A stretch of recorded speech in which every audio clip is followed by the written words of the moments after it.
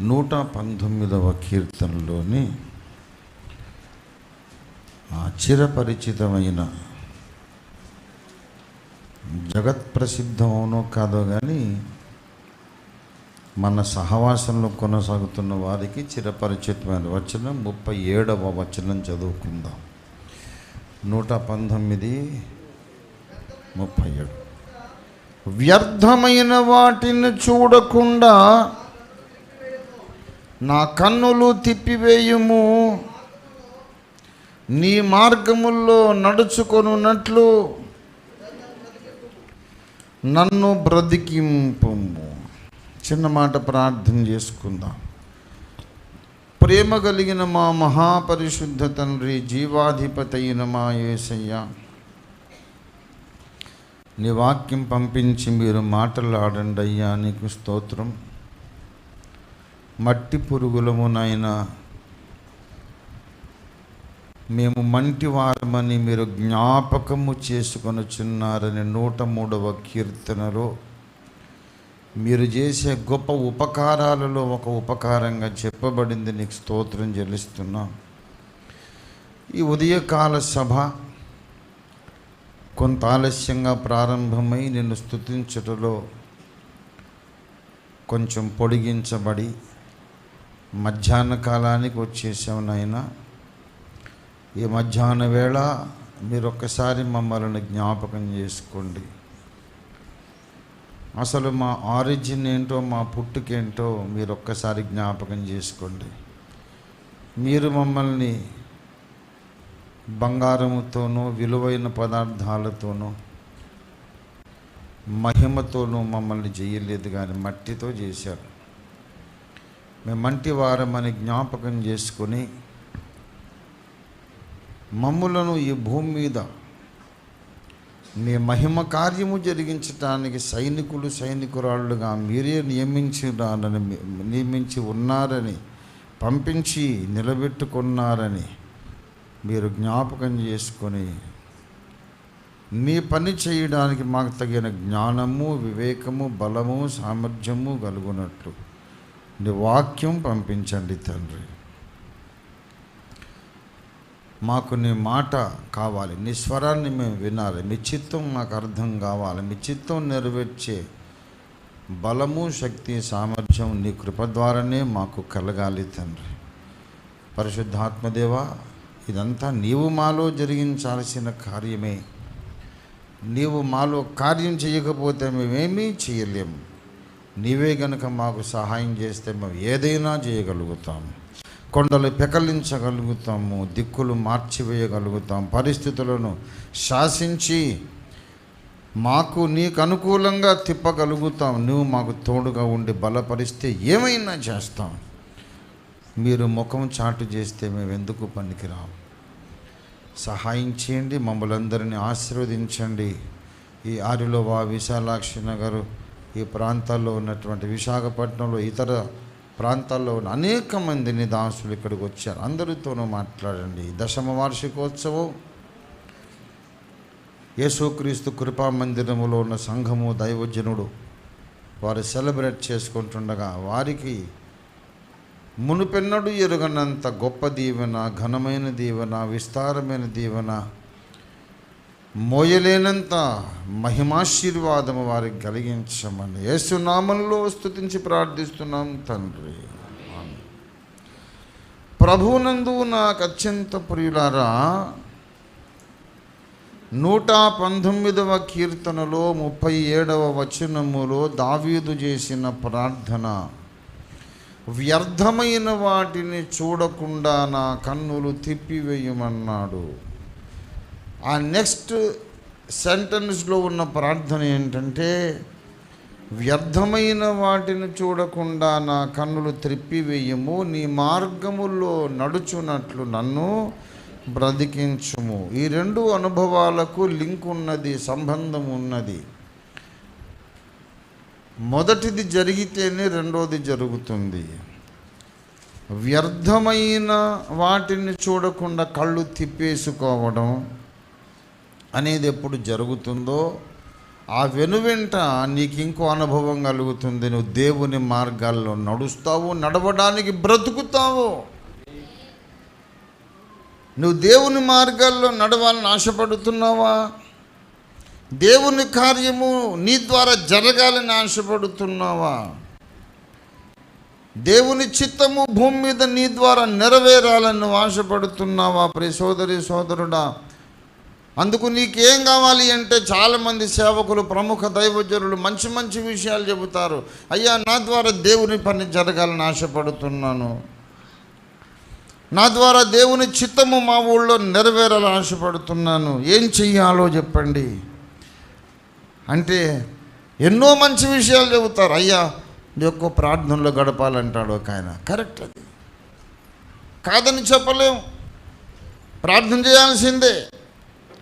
ఇంకొక ఆయన అంటాడు, నువ్వు ఆత్మాభిషేకం పొందాలంటాడు. అది నిజమే, ఆత్మాభిషేకం లేకుండా ఏమీ చేయలేం. పరిశుద్ధాత్మ అభిషేకం కావాలి, కృపావరములు కావాలి, బైబిల్ ఎక్కువ చదవాలి, పరిశుద్ధ మార్గంలో నడవాలి, శరీర కార్యాలను చంపివేసేయాలి, శరీర కార్యాలకు దూరంగా మనం జీవించాలి. All this is right, absolutely right. There is no second opinion. దేవుని కార్యాలు నీ ద్వారా జరగాలంటే జారత్వానికి దూరంగా ఉండాలి, మోహపు చూపులు చూడకూడదు, రహస్య పాపాలు మానేసేయాలి. అన్నీ నిజమే, కానీ మీకు విచిత్రమైన వాస్తవం చెబుతున్నాను. ఈ జాగ్రత్తలన్నీ పాటించిన తర్వాత కూడా నీ ద్వారా దేవుని కార్యం జరగకపోవడానికి అవకాశం ఉంది. పరిశుద్ధంగా బ్రతుకుతావు, నీతిగా బ్రతుకుతావు, జారత్వానికి ఆ తలంపులకు దూరంగా ఉంటావు, ఎక్కువ బైబిల్ చదువుతావు, గంటలు గంటలు మోకాళ్ళ మీద ప్రార్థన చేస్తావు, ప్రతి విధమైన శరీర కార్యానికి దూరంగా నువ్వు ఉంటావు. ప్రార్థన, బైబిల్ నిరంతరం ఇదే ప్రపంచంలో బ్రతుకుతావు. అయినా దేవుని కార్యం జరగదు. ఎందుకు జరగదు? దానికి కారణం ఏంటో తెలుసా? ఎంత పరిశుద్ధుడైనా, ఎంత ప్రార్థనాపరుడైనా, ఎంత అభిషిక్తుడైనా, ఎంత జ్ఞాని అయినా, ఎంత అంకిత భావము కలిగి ఏకాగ్రత పని చేసినా సరే, ఒక మనిషి దేవుని చిత్తం జరిగించలేకపోవడానికి ప్రధానమైన కారణం వ్యర్థమైన వాటిని చూస్తున్నాడు. మనోనేత్రాలు ఫిక్స్ అయిపోయినాయి. అవసరము లేని వాటిని చూసి అతని అంతరంగపు ఆత్మశక్తి అంతా ఖర్చు అయిపోతూ ఉంది. పెద్ద కన్నం పడ్డట్టు. నా దగ్గర అంతులేని ధనరాశులు ఉన్నాయి, మీకేం డబ్బు అవసరం ఉంది? ఉదాహరణ చెబుతున్నా, నిజంగా ఉండయి అనుకునేరు కనుక. ఉదాహరణగా, నా దగ్గర అంతులేని ధనరాశులు ఉన్నాయి, ధనాగారం ఉంది నా దగ్గర. ఎంత తోడినా బావిలో నీళ్లు ఊరినట్టు బంగారు వజ్రాల మూటలు ఊరుతూనే ఉంటాయి అక్కడ. రత్న వజ్ర వైఢూర్యములు, బంగారు వెండి నాణ్యములు, వరహాలు మొత్తం ఊరుతూనే ఉంటాయి బావిలో నీళ్లు ఊరినట్టు. నువ్వు వస్తావు నా దగ్గరికి, అయ్యా ఆర్థిక ఇబ్బందులు, ఎంత కావాలో పట్టుకుపో, మళ్ళీ రేపు వస్తావు, మళ్ళీ రేపు వస్తావు, మళ్ళీ వస్తావు. ఏమిటయ్యా ప్రతిరోజు వస్తున్నావు? అప్పు తీరడం లేదా? అక్కర తీరడం లేదా? లేదయ్యా, తీసుకువెళుతున్నాను, ఇంటికి వెళ్ళేసరికి ఏమి ఉండట్లేదండి. ఎక్కడి సమస్య అక్కడే ఉంది. అప్పుడు నేను చెబుతాను, నువ్వేం సంచి తెచ్చుకున్నావు చూసుకోరా బాబు, దానికి ఒక చిల్లు ఉంది. చిల్లు పట్ట సంచి తెచ్చుకున్నాడు. ప్రతిసారి ఇంత పెద్ద సంచి తెచ్చుకుంటాడు, నిండా రత్న వజ్ర వైఢూర్యాలు, మాణిక్యం, మరకతం, నీలకాంతం అన్నీ మంచిగా దాంట్లో నింపుకుంటాడు. ఇంటికి పోయాక సంచి ఖాళీ. ఎందుకంటే సంచికి రంధ్రం ఉంది. రంధ్రం ఉన్న సంచిలో ధనం నింపుకుంటే నీ పేదరికం ఎలా పోదో అలాంటిదే ఈ కేసు కూడా. వ్యర్థమైన వాటిని నువ్వు చూడడం అలవాటైనప్పుడు అసలు నీకు ఏ రకంగానూ అది నీ బాధ్యత కాదు, అది నీకు దేవుడు అప్పగించలేదు, దానివల్ల నీవేమీ ప్రయోజనం కూడా సాధించలేవు. అయినా సరే నాకు అది కావాలి అనుకునే మైండ్ వచ్చింది చూడు. ఆ తర్వాత నీలో ఎంత మహిమ నింపినా మళ్ళీ ఖాళీ సంచి అయిపోతుంది, ఎంత జ్ఞానము నింపినా మళ్ళీ ఖాళీ సంచి అయిపోతుంది, ఎంత ప్రత్యక్షత నింపినా మళ్ళీ ఖాళీ సంచి అయిపోతుంది, ఎంత ప్రార్థన చేసినా మళ్ళీ ఖాళీ ఖాళీ ఖాళీ, ఎప్పటికప్పుడు ఖాళీ. చాలామంది యథార్థవంతులైన భక్తిపరులు దేవుని మార్గంలో నడవలేకపోవడానికి కారణం వ్యర్థమైన వాటిని చూడడమే. సాతాను తంత్రములను మనము తెలుసుకోవాలి. నీవు దేవుని మార్గంలో నడవకుండా చేయాలంటే సైతాను ఏం చేస్తాడో తెలుసా? నువ్వు దేవునికి ఉపయోగపడకుండా, దేవుని పని చేయకుండా, ఎందుకు దేవుని కొరకు నువ్వు ఎందుకు పనికి రాకుండా చేయాలంటే వాడు ఏం చేస్తాడంటే అనవసరమైన వాటి మీదకి నీ మనసు తీసుకెళ్తాడు. ఆ ఒక్క పాపం చాలు, ఒక్క పాపం చాలండి, నీ మిగతా నీ పరిశుద్ధత, నీ సమర్పణ జీవితం అంతటిని తెలగొట్టేస్తుంది. ప్రియులారా, ఈవేళ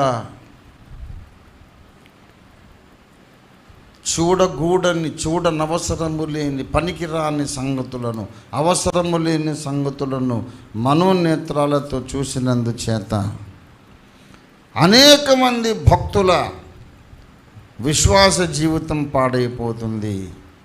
సార్వత్రిక క్రైస్తవ సంఘము యొక్క ఐక్యత కూడా పాడైపోతుంది. ఇది సాతాను యొక్క పెద్ద అస్త్రము, చాలా పెద్ద అస్త్రం. ప్రియులారా, యుద్ధనీతి అసలు ఏం జరుగుతుందో అన్ని రంగాలలో కాస్త కూస్తో పరిశోధన చేసిన వాడిని, సర్వజ్ఞుణ్ణి కాదు, సకల విషయాలలో అల్పజ్ఞుణ్ణి, సకల విషయాల్లో పరిమిత జ్ఞానం అయితే పొందాను. నేను ముట్టుకొని సబ్జెక్ట్ లేదు, అన్ని సబ్జెక్టులు ముట్టుకున్నా. ఏ సబ్జెక్టు నాకు పూర్తిగా రాదు, కానీ కొంచెం కూడా రాని సబ్జెక్ట్ ఒక్కటి లేదు. అది విషయం. ఏ సబ్జెక్టు నాకు పర్ఫెక్ట్గా రాదు, కానీ నాకు ప్రవేశము లేని, పరిచయం లేని సబ్జెక్టు భూమి మీద ఒక్కటి కూడా లేదు, మంచిది కానీ చెడ్డది కానీ. యుద్ధనీతి, యుద్ధ తంత్రాల్లో ఇదొకటి. ఏంటంటే సైనికుడిని కొట్టాలనుకున్నప్పుడు దృష్టి మళ్ళిస్తారు. కాశ్మీర్, పంజాబ్, ఆఫ్ఘనిస్తాన్ సరిహద్దుల్లో ఉగ్రవాదులు ఉంటారు. ఆ పొలిమేర గ్రామాల్లోనికి ఉగ్రవాదులు వచ్చేసి భారత భూభాగమే ఏదో ఒక ఇంట్లో మీటింగ్ పెట్టేస్తారు. నెక్స్ట్ దాడి ఎక్కడ చేద్దాం, ఏ ప్రాంతంలో బాంబులు పెడదామా, దానికి ఎంత ఆర్డిఎక్స్ కావాలి, ఎంత పేలుడు పదార్థాలు కావాలి, ఏ విధంగా మనం దాన్ని స్కూటర్లో పెడదామా, కార్లో పెడదామా, టిఫిన్ బాక్సుల్లో పెడదామా, స్కూల్ దగ్గర, కాలేజ్ దగ్గర, హాస్పిటల్స్లోన వాడు వ్యూహరచన చేస్తాడు.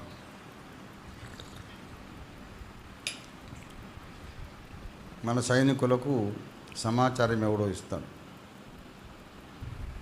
అక్కడ ఉగ్రవాదుల శిబిరం వాళ్ళు చర్చలు చేస్తున్నారు. భారతదేశంలో అనేక స్థలాల్లో ఉగ్రవాద దాడులు చేసి జన నష్టం, ఆస్తి నష్టం కలిగించడానికి, జనాల్లో కలవరం సృష్టించడానికి, ప్రభుత్వాలు పడద్రోయడానికి, రక్తపాతం సృష్టించడానికి, మారణ హోమం సృష్టించడానికి 50 మంది ఉగ్రవాదులు అక్కడ ఉన్నారని ఎవడో ఒప్పందించాడు.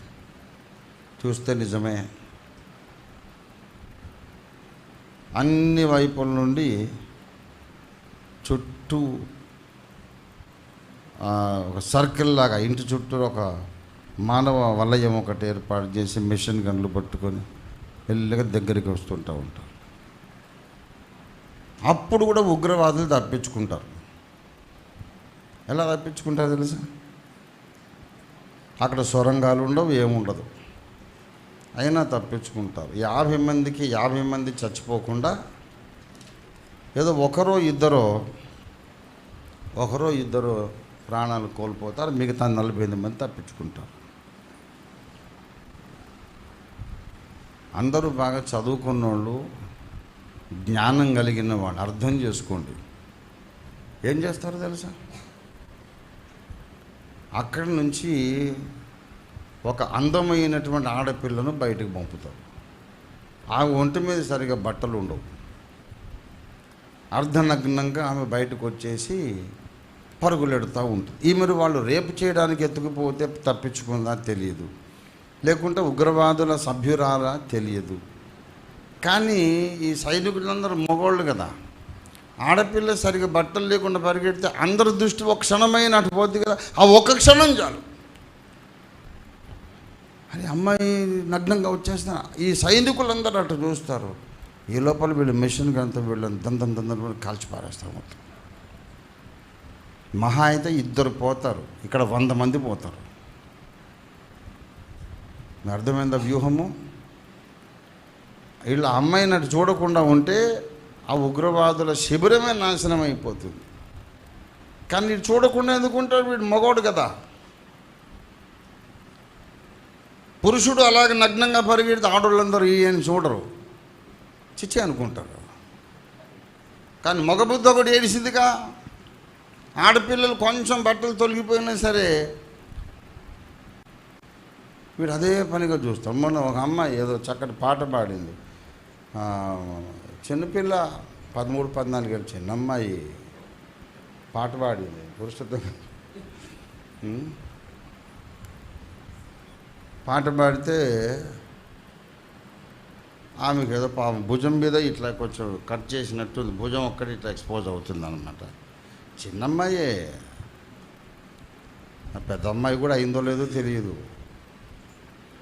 చక్కగా పాడింది. పాడితే కింద ఒక ఆయన కామెంట్ పెట్టాడు, ముందు బట్టలు సరిగేసుకుంటే మంచిది, ఏంటి పాటలు పాడుతున్నారు మీరు, దేవుని బిడ్డలు, దేవునికి అవమానం, బట్టలు సరిగేసుకోమని పెట్టాడు. నాకు చాలా బాధ వేసింది. ఆమె చక్కగా దేవుని పాట పాడుతున్నావు, ఇదెందుకు అయ్యా కామెంట్ అని అనుకుంటానే ఉన్నాను.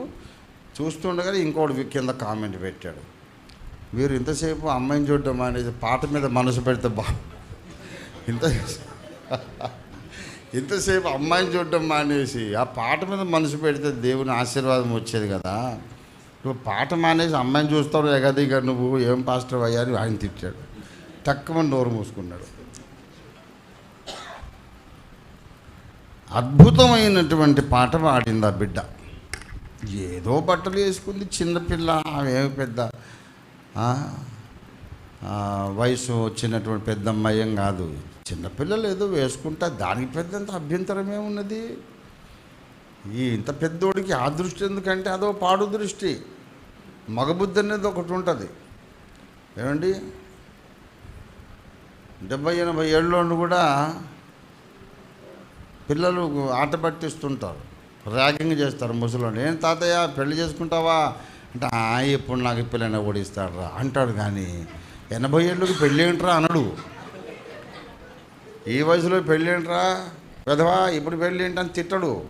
ఇప్పుడు పిల్లని ఓడిస్తాడు అంటే ఇష్టం చేసుకుందామనే, అది మగబుద్ధి. అదే ఒక ఆడ మనిషినేనండి, బామ్మగారిని, ఏం బామ్మ పెళ్లి చేసుకుంటామంటే తిట్టిపోస్తుంది. ఏరా ఆటపాటలకు ఉందా, నాకు పెళ్ళి ఏంట్రా, బుద్ధి లేదు, నేనెంత, నా వయసు అక్కడ, నువ్వెక్కడ, ఏంటి పిచ్చి మాటలు మాట్లాడుతున్నావు అంటుంది. కానీ తాతయ్య ఎలాగండు 80-90 ఏళ్ళు వచ్చినా సరే ఎప్పుడు ఎవరు ఇస్తారా పిల్లని ఇవ్వటం లేదనే బాధపడుతున్నాడు తప్ప నాకు పెళ్ళి ఏంటన్నాడు. ఇది మగబుద్ధి. ఈ టెర్రరిస్టులు ఈ మగబుద్ధిని వాడుకుంటారు. వాడక్కడ ఉన్నోడు పరిశుద్ధుడు కానీ, ఏ మతస్థుడు కానీ, ఒక భక్తిగల హిందువు కానీ, భక్తిగల క్రైస్తవుడు కానీ, 5 సార్లు నమాజ్ చేసే ముస్లిం కానీ, మగోడైతే చాలు. ఒక ఆడపిల్ల అర్ధనగ్నంగా వచ్చిన అలా చూడకుండా ఉండడు ఒక 2 క్షణాలు. ఆ బలహీనత వీళ్ళు, అరే మనం తప్పించుకోవాలరా, వాడు అటాక్ చేయకుండా మనం అటాక్ చేయాలంటే వాడు చూపులు తిప్పుకోలేకుండా ఏదో చాలా చక్కని అమ్మాయిని పరిగెత్తిస్తాడు. వీళ్ళటు చూసే లోపల అయిపోయింది, చాలా 1 సెకండ్ చాలు వాళ్ళకి. ఆల్రెడీ మిషన్ గన్స్ ఎక్కువ పెట్టి ఉంటాయి. వీళ్ళు అటు చూస్తారు, దందం అందరూ బుల్లెట్ల వర్షం కురిసి 100-200 మంది చచ్చురుకుంటారు.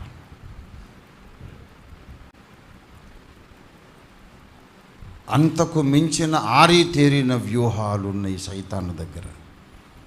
సైతాన్ అంటే వాడేమి ఏదో తింగరోడు, వాడు తెలివి తక్కువ అస్సలు అనుకోకండి. వాడు మహామేధావి. ఐన్స్టీను, న్యూటన్ లాంటి మహామేధావులు కూడా వాడి ముందు ఎందుకు పనికిరారు. ఎందుకంటే యెహోవా దేవుడే వాడి జ్ఞానాన్ని ప్రశంసించాడు.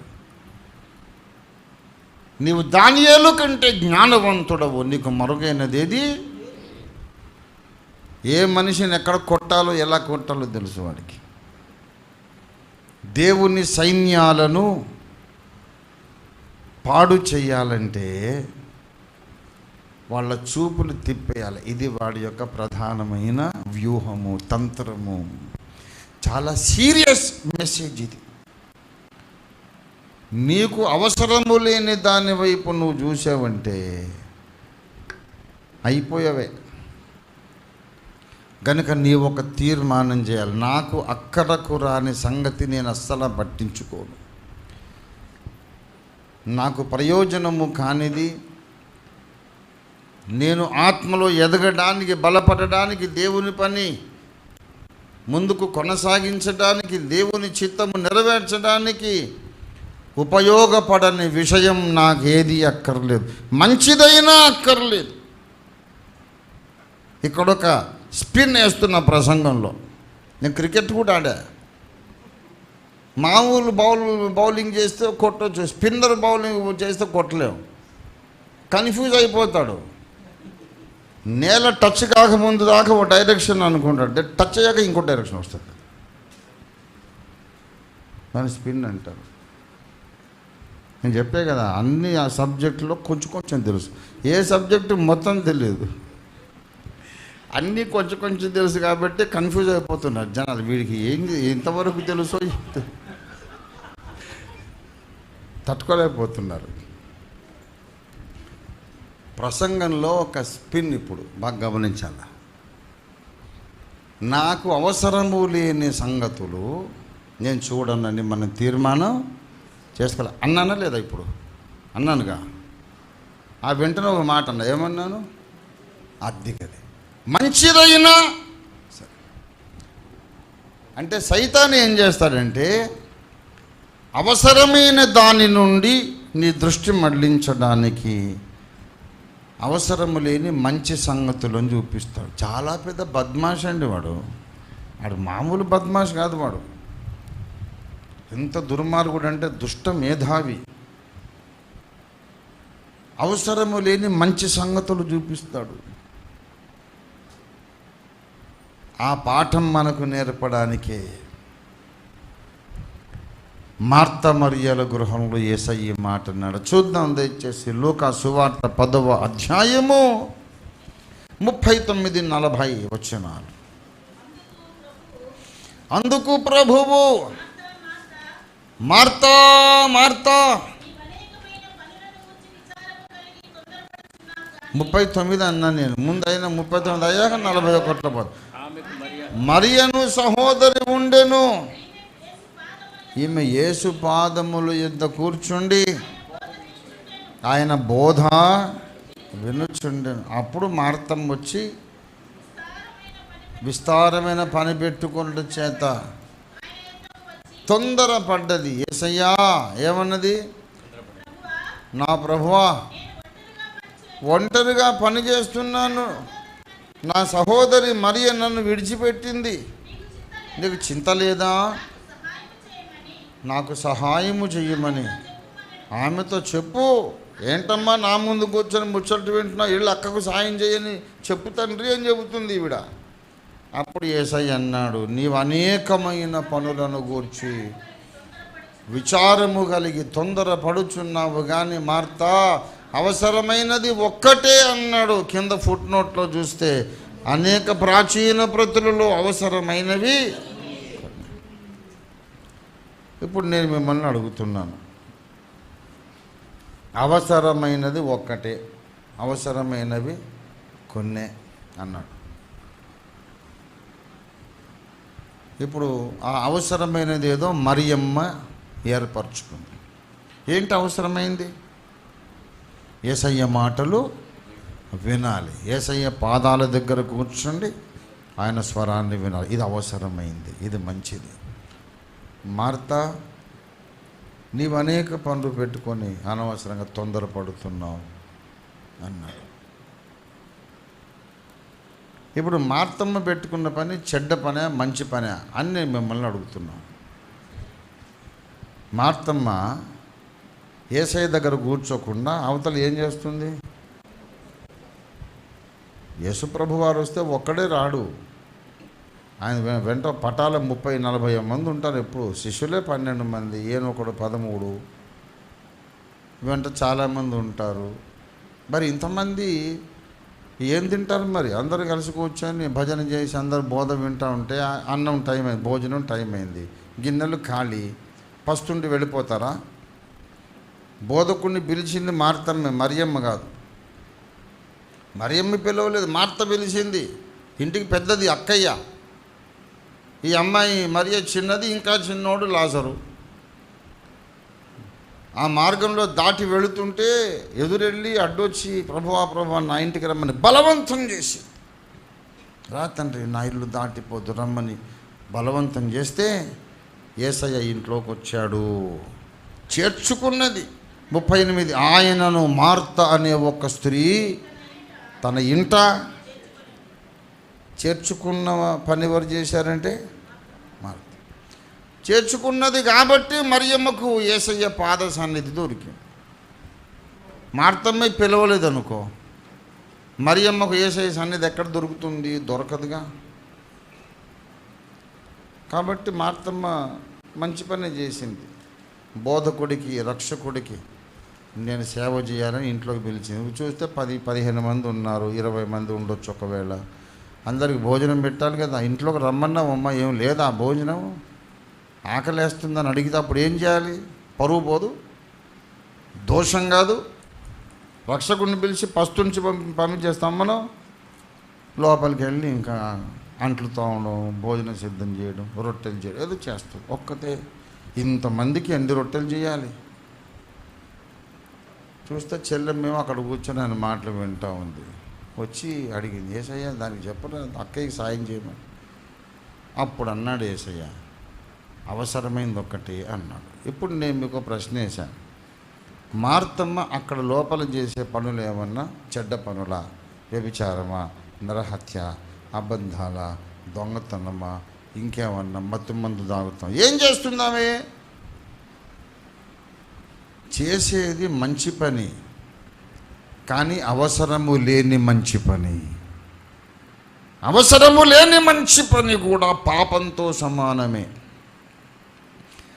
అవసరము లేని మంచి పని కూడా నరహత్యతో సమానమే. అవసరం లేని మంచి పని కూడా వ్యభిచారంతో సమానమే. ఎందుకంటే ఆ కాస్త సమయం అవసరమైనది చేయకుండా నిన్ను సైతాను అడ్డగిస్తాడు. 1 గంట సేపు అవసరం లేని మంచి పని చేశావు, 1 గంట సేపు దేవుని చిత్తము కాని మంచి పని చేశావు, దేవుడు నీకు అప్పగించని మంచి పని చేశావు. కానీ ఆ 1 గంట సేపు దేవుని చిత్తము జరిగించకుండా నీ టైం పోగొట్టుకున్నావు. అది ఎప్పటికీ రాదు. మళ్ళీ 1 రోజు ఖర్చు పెట్టావు, 1 నెల ఖర్చు పెట్టావు. మంచి పని చేశాను అనుకుంటున్నావు, మంచి పని చేశాను అనుకుంటున్నావు, కానీ అది దేవుడు నీకు అప్పగించలేదు. గనక సైతాను ఏం చేస్తాడంటే, మంచివి అని మనం అనుకునే వాటి మీద మన మనస్సు పెట్టి అవసరమైంది చేయకుండా మనల్ని చెడగొడతాడు. అందుచేత దేని మీద దృష్టి పెడుతున్నామో అది అవసరమైనదై ఉండాలి, దేవుని చిత్తమై ఉండాలి, దేవుడు నాకు అప్పగించిందై ఉండాలి. దేని మీద దృష్టి పెడుతున్నా, దేనికి టైం కేటాయిస్తున్నా, దేనికి నా జ్ఞానాన్ని, డబ్బును ఉపయోగిస్తున్నాను, ఆ పని నా భక్తికి అవసరమైనదై, దేవుని కార్య సఫలతకు అవసరమైనదై, దేవుడు నాకు అప్పగించిన బాధ్యత ఉండాలి. ఈ విచక్షణ లేనివాడు మంచి చేస్తున్నాను అనుకుంటూనే దేవుని చిత్తం చేయకుండా మిస్ అయిపోతాడు. వీడెక్కాల్సిన బస్సు 1 జీవితకాలము లేటు, వీడెక్కాల్సిన రైలు 1 జీవితకాలం లేటు. వాడు గ్రహించేటప్పటికీ బ్రతుకు తెల్లారిపోతుంది. మంచి పనులే చేశాను అనుకుంటూ ఉంటాడు, కానీ పైకి వెళ్ళినాక యేసయ్య అడుగుతాడు, నా చిత్తం ఎందుకు జరిగించలేదు, నా చిత్తం ఎందుకు జరిగించలేదు, నా ప్రణాళిక ఎందుకు నెరవేర్చలేదు అంటే I was busy with good things. అరే తలకాయలేనోడా, బిజీ గుడ్ థింగ్స్ ఏంట్రా, మంచి పనులతో బిజీ ఏంట్రా, నేను ఒక ప్రణాళిక రచించి కూర్చున్నాను, అదెందుకు చేయలేదు అంటే మంచి చేస్తే సరిపోతుంది అనుకున్నాను. క్రైస్తవులందరూ నేర్చుకోవాలి, మంచి చేస్తే సరిపోదు, దేవుని చిత్తాన్ని చేయాలి. దేవుని స్తోత్రం కలుగునుగా. మంచి పనులు చేస్తే చాలదు, దేవుని ప్రణాళికలోనే ఉండాలి. ఇప్పుడు నేను ఈ మీటింగ్కి వచ్చాను, వాక్యం చెబుతున్నా, మంచిదా కాదా చెప్పండి, మంచిదా కాదా, మంచి పనేనా? రాలేదు, దారిలో ఎవడికో గుండె పట్టుకొని కూలిపోయాడు, గుండెపోటు వచ్చింది. ఒక క్యాబ్ మాట్లాడి కేజీహెచ్కు తీసుకెళ్ళి అడ్మిట్ చేసి ఫీజులు కట్టి మందులు కొనిచ్చి అంతా చేసి ఓ ప్రాణం కాపాడాడు. మంచిదా కాదా? మరి ఆ మంచి పని చేసి ఈ కూట వెగ్గొట్టేది మంచిదా? ఈ మీటింగ్ వెళ్ళొద్దని సైతాన్ చెప్తే నేను ససేమిరా విన్నాను, వాడు కాదు ఆడు జేజమ్మ చెప్పిన విన్నాను. నోరు మూసుకోరా ఎదవా, దేవుని సన్నిధి అక్కడ ఉంది, దేవుని ప్రజలు దేవుని సమాజం కూడుకున్నారు, నేను వెళ్ళాలి, ఇట్స్ మై రెస్పాన్సిబిలిటీ, వెళ్ళొద్దంటావేంటి దౌర్భాగ్యుడా అని కోపడతాను. అందుకని సైతాన్ ఏం చేస్తాడంటే అప్పుడు నాకు మంచి సమరయుడిని జ్ఞాపకం చేస్తాడు. మిక్కిలి అల్పులైన బీదులైన ఈ నా సహోదరులలో ఒకరికి నీవు సహాయం చేసితివి, నాకు చేసినట్టే. నేను రోగినై ఉంటే నువ్వు నన్ను చూడవచ్చితివి అనిపించుకోవా? ఇదిగో పాపం, ఒక నిరుపేద గుండెపోటుతో రోడ్డు మీద పడిపోయాడు, మంచి సమరయుడుగా నువ్వు ఉండవా, నువ్వు చేయవా అని అంటాడు. నేను తిక్కలోనైతే ఏం చేస్తానంటే ఈ లాజిక్ బెండ్ అయిపోతాను. ఇప్పుడు మంచి సమరయుడు పనిచేసే ప్రాణాన్ని కాపాడడం మంచిదా, ఇక్కడికి వచ్చి దేవుని సైన్యానికి మార్గనిర్దేశము వ్యూహరచన చేయడం మంచిదా? ఏది మంచిది? రెండు మంచివే, రెండు మంచివే, ఇందులో చెడ్డదేది లేదు, కానీ రెండు మంచివే. కానీ ఇందులో ఒకటి మాత్రమే దేవుని చిత్తం. దేవుని స్తోత్రం కలుగును గాక. దేవుని చిత్తము, దేవుని చిత్తం అది రోజు 1,00,000 సార్లు అనుకోవాలి నీ మనస్సులో. నేను చెడు చేయటం మానేస్తాను అని తీర్మానించుకోవాలి. దేవుని చిత్తము కానటువంటి మంచి పనులు కూడా మానేస్తానంతే. దేవుని స్తోత్రం కలుగును గాక. హల్లెలూయా. అప్పుడు మన శక్తియుక్తులు సామర్థ్యం అంతా కాన్సన్ట్రేటెడ్గా దేవుని చిత్తము జరిగించడానికి ఉపయోగపడతాయి. ప్రభునందు ప్రియులారా, దేవుని చిత్తము జరిగించాలంటే అసలు దేవుని చిత్తములో ఉత్తమమైన అనుకూలమైన ఉత్తమమైన మెట్టు ఒకటి ఉన్నది అనేది మనం గ్రహించాలి. రోమా పత్రిక 12వ అధ్యాయము 1వ వచనం చూడండి దయచేసి. కాబట్టి సహోదరులారా,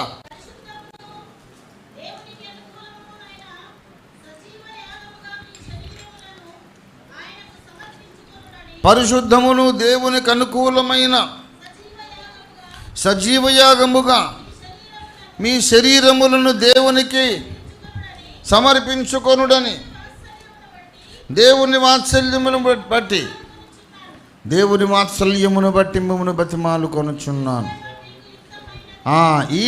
మీరు ఈ లోక మర్యాదను అనుసరింపక, నంబర్ 1 ఉత్తమమును, నంబర్ 1 అనుకూలము, నంబర్ 2 సంపూర్ణమైన దేవుని చిత్తమేదో దేవునికి మహిమ కలుగును గాక. 3 సంగతులు చెప్పాడు. ఉత్తమము, అనుకూలము, సంపూర్ణమైన దేవుని. అంటే ఇప్పుడు దానికి యాంటానియంగా దానికి చెప్పుకోండి, వ్యతిరేక దిశలో ఉత్తమము కాని దేవుని చిత్తము ఉన్నది, అనుకూలము కాని దేవుని చిత్తం ఉన్నది, అసంపూర్ణమైన దేవుని చిత్తం. దేవుని చిత్తం అంటే అది పెద్ద మర్మం. అందుకే దేవుని చిత్తమును గూర్చిన మర్మము మీకు తెలియాలన్నాడు. దేవునికి స్తోత్రం కలుగును గాక. ఏమండి, ఎఫెసీ పత్రిక 1వ అధ్యాయమును 9వ వచనాన్ని చదవండి దయచేసి. ఎఫెసీ 1:9. కాలము సంపూర్ణమైనప్పుడు జరగవలసిన ఆ ఏర్పాటును బట్టి ఆయన తన దయా సంకల్పము చొప్పున తన చిత్తమును గూర్చిన మర్మమును, హల్లెలూయా, తన చిత్తమును గూర్చిన మర్మమును మనకు తెలియజేసి, the mystery of God's will. కొంతమంది నా దగ్గరకు వచ్చి, అయ్యగారు పెళ్లి సంబంధం వచ్చింది, దేవుని చిత్తమా కదా, మీరు ప్రార్థన చేసి కనిపెట్టి నాకు చెప్పండి. ఇంక నాకు ఇదే పని, చిలక జోస్యంలాగా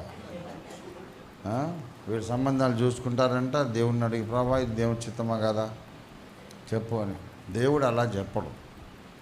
ఆయన అందరికంటే భయంకరమైన మేధావి. ఆయనతో సమానుడు కూడా లేడు, ఆయనతో పోల్చదగ్గడు కూడా లేడు. 7 సార్లు లేరు నోరు మూసుకున్నాడు, అసలు పట్టించుకోడు ఆయన. ఎందుకో తెలుసా? దేవుని చిత్తం అడుగుతున్నారు ప్రభువా అంటే ఏది అడుగుతున్నారు? ఉత్తమమైన నా చిత్తము కావాలనా, ఉత్తమము కాని చిత్తము కావాలనా, సంపూర్ణమైన నా చిత్తమా, అసంపూర్ణ చిత్తమా, అనుకూలమైన నా చిత్తం కావాలా, లేకుంటే ప్రతికూలమైన చిత్తం కావాలని అడుగుతాడు. వీడి పిచ్చెక్కిపోద్ది, మెంటల్ హాస్పిటల్కి వెళ్ళిపోద్ది. దేవుని చిత్తం అంటే నువ్వు చేసుకోవద్దని ఒకటే ఉండదు. నీవు కోరేది ఏ డిగ్రీలో ఏ లెవెల్లో ఉన్న చిత్తమో దాన్ని బట్టి డెసిషన్ ఉంటుంది. నీకు సర్వోత్తమమైన దైవ చిత్తం కావాలంటే ఈ సంబంధం మానుకో. ఉత్తమము కాని చిత్తం కావాలంటే, ప్రతికూలమైన చిత్తం కావాలంటే చేసుకో. అదేం తిరగేసంటే అలాగే ఉంటుంది బాబు. అంత ఈజీ కాదు దేవునితో నడవడం అంటే. దేవునితో నడవడం అంటే మాటలు కాదు. ఇప్పుడు ఇదే ఎక్స్ప్లెయిన్ చేస్తాను మీకు. ఇట్లానే ఇంక 1,00,000 సంగతులు చెప్పాలి. ఇదే చెప్తాను. ఒక అమ్మాయి పెళ్లి సంబంధం వచ్చింది ఒక అబ్బాయికి. ఇప్పుడు బాగా ఇంజనీరింగ్ చదువుకున్నాడు, సాఫ్ట్వేర్. అమ్మాయి ఒక మంచి కోటీశ్వరుడు కూతురు. పెళ్లి సంబంధం వచ్చింది. ఏమి చేసుకోవాలా వద్దా అని అడిగాడు. దేవుడు అంటాడు, ఉత్తమమైన చిత్తం కావాలన్నా, కొంచెం నాసిరకం చిత్తం కావాలా, నీకు ఉత్తమము కాని చిత్తము కావాలా, అనుకూలమైన చిత్తమా, ప్రతికూలమైన చిత్తమా అని అంటే వాడికి అర్థం కాదు మాట. ఇది ఏ రకమైన చిత్తమో ఎలా తెలుస్తుందంటే ఆప్షన్లు మీకు 24 ఆప్షన్స్ ఉంటాయి. నేను 2 చెప్తా. ఇప్పుడు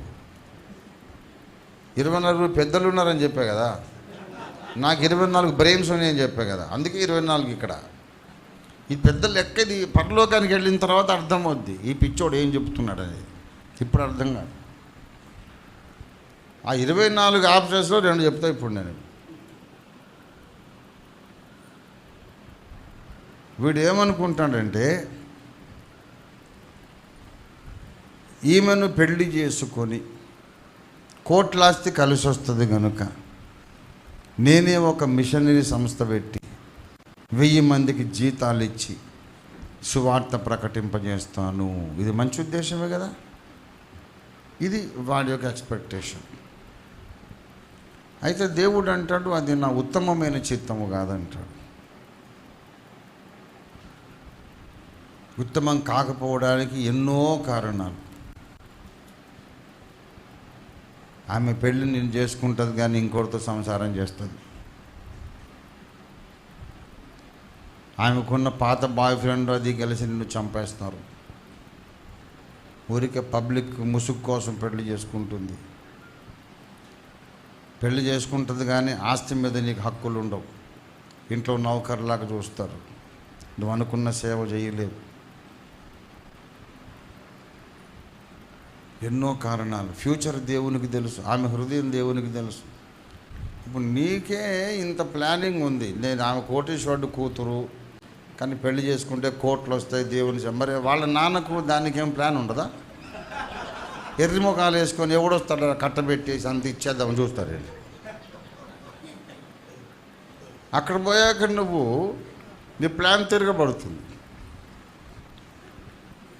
ఒకవేళ వచ్చినా సరే ఎంతో కొంత నీకు బిచ్చం వేసినట్టు ఓ 10 కోట్ల ఆస్తి నీకు ఇచ్చేస్తే దానితో సేవ చేద్దామంటే ఈ అమ్మాయి నేను రాత్రి మగళ్ళు రాచి రంపాన పెట్టి మనశ్శాంతి లేకుండా చేసి ఆఖరికి నువ్వు పాపంలో పడిపోయేటట్టు తాగుడుకు బానిస అయ్యేటట్టు కూడా చేయగలిగిన శక్తి ఆ అమ్మాయికి ఉంది.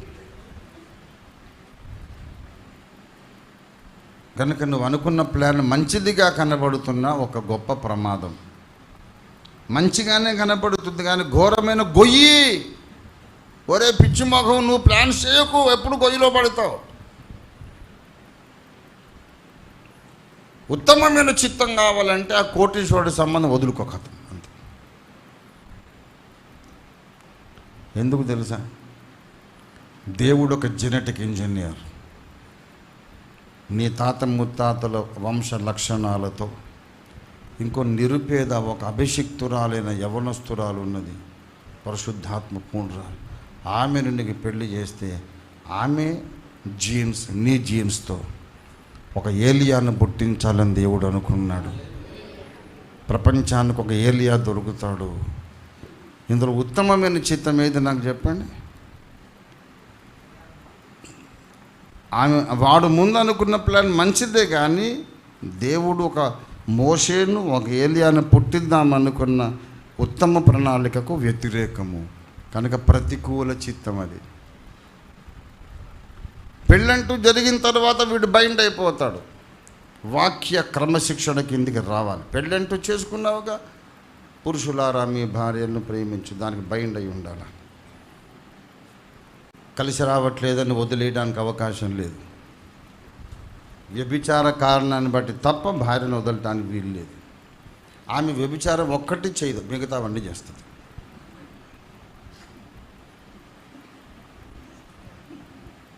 నెత్తి గోడకేసి కొట్టుకొని చేస్తావు నువ్వు. గనక దేవుని చిత్తము అనే దాంట్లో దేవునితో నడిచాను బాబు 50 సంవత్సరాలు. 50 సంవత్సరాలు నడిచి దేవుని దగ్గర ఉండే రహస్యాలు ఎన్నెన్నో చూసా. నేను ఇప్పుడు చెప్పిన రెండిటికే మళ్ళీ ఎంత సైడ్ మీకు ఎలాగుంది? 24 మొత్తం చెప్తే ఎలాగుంటుంది మీకు? గనుక మంచిదిగా మనకు కనబడే ప్రమాదాలు ఉంటాయి. మంచిదిగా మనకు కనపడే ప్రతికూల దైవ చిత్తం ఉంటుంది. మంచిదిగా మనకు కనిపించేటటువంటి అసంపూర్ణమైన చిత్తం ఉంటుంది.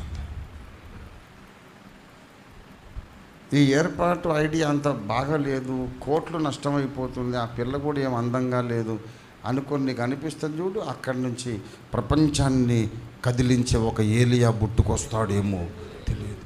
ఏదయ్యా దేవుని చిత్తం నీకు తెలుసా? దేవుని చిత్తం నీకు తెలీదు అనేది సమస్య కాదు.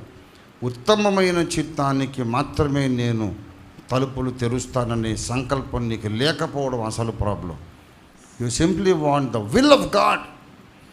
దేవుని చిత్తమే నీకు కావాలనుకుంటున్నావు. ఓరి అజ్ఞాని, ఆ చిత్తంలో ఎన్నో లెవెల్స్ ఉన్నాయి. ఏ లెవెల్ కావాలంటాడు ఆయన. చిత్తంలో ఏ లెవెల్ కావాలి నీకు? అంత ఈజీ ఏంటి? ఈ పిల్లని చేసుకో, దేవుడు పెళ్ళిళ్ళ పేరయ్యా. నీకున్నటువంటి ఎక్స్పెక్టేషన్, నీకున్న మెచ్యూరిటీ లెవెల్ ప్రకారం ఒక్కొక్క లెవెల్లో ఒక్కో పిల్ల రైట్ అవుతుంది నీకు. ఎస్, సర్వోన్నతమైన దేవుని చిత్తానికి ప్రతిష్ఠితుడు అయితే ఇంకో పిల్ల రైట్. పెద్ద అనుకూలంగా లేని చిత్తమైనా పర్లేదు అనుకుంటే, అసంపూర్ణ చిత్తం అనుకుంటే ఇంకో పిల్ల రైట్. నువ్వు పొరపాటు చేస్తావు.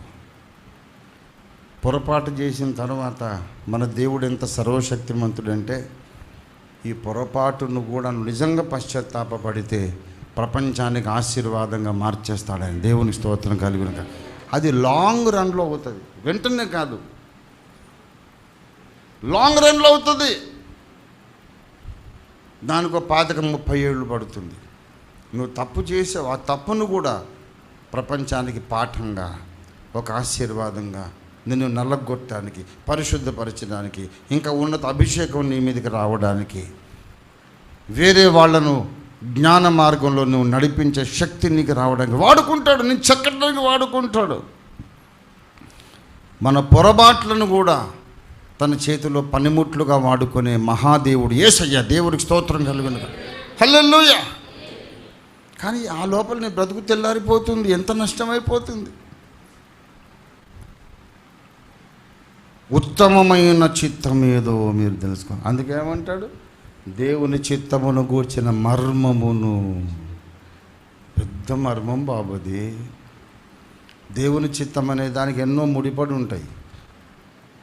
దేవుని విశ్వ ప్రణాళిక, ప్రపంచ స్థాయిలో దేవుని ప్రణాళిక, నీ కుటుంబ స్థాయిలో దేవుని ప్రణాళిక, నీ వ్యక్తిగత స్థాయిలో దేవుని ప్రణాళిక.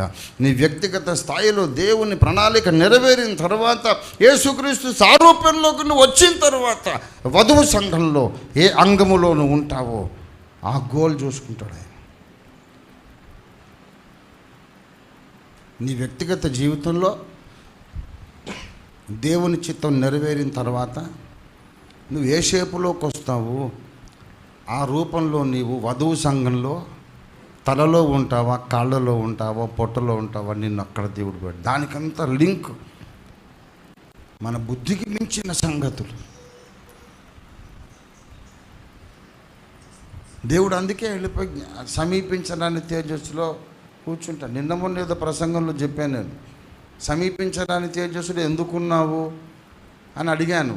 ఎందుకున్నానంటే, కుమారుడా, నేను కాలుచున్న రాళ్ళ మధ్యకు తెచ్చి వందల వేల సంగతులు నేను చూపిస్తే నీకే నేను అర్థం కాలేదు, వాళ్ళకి అర్థం కాను, అందుకే ఇక్కడ ఉన్నాను.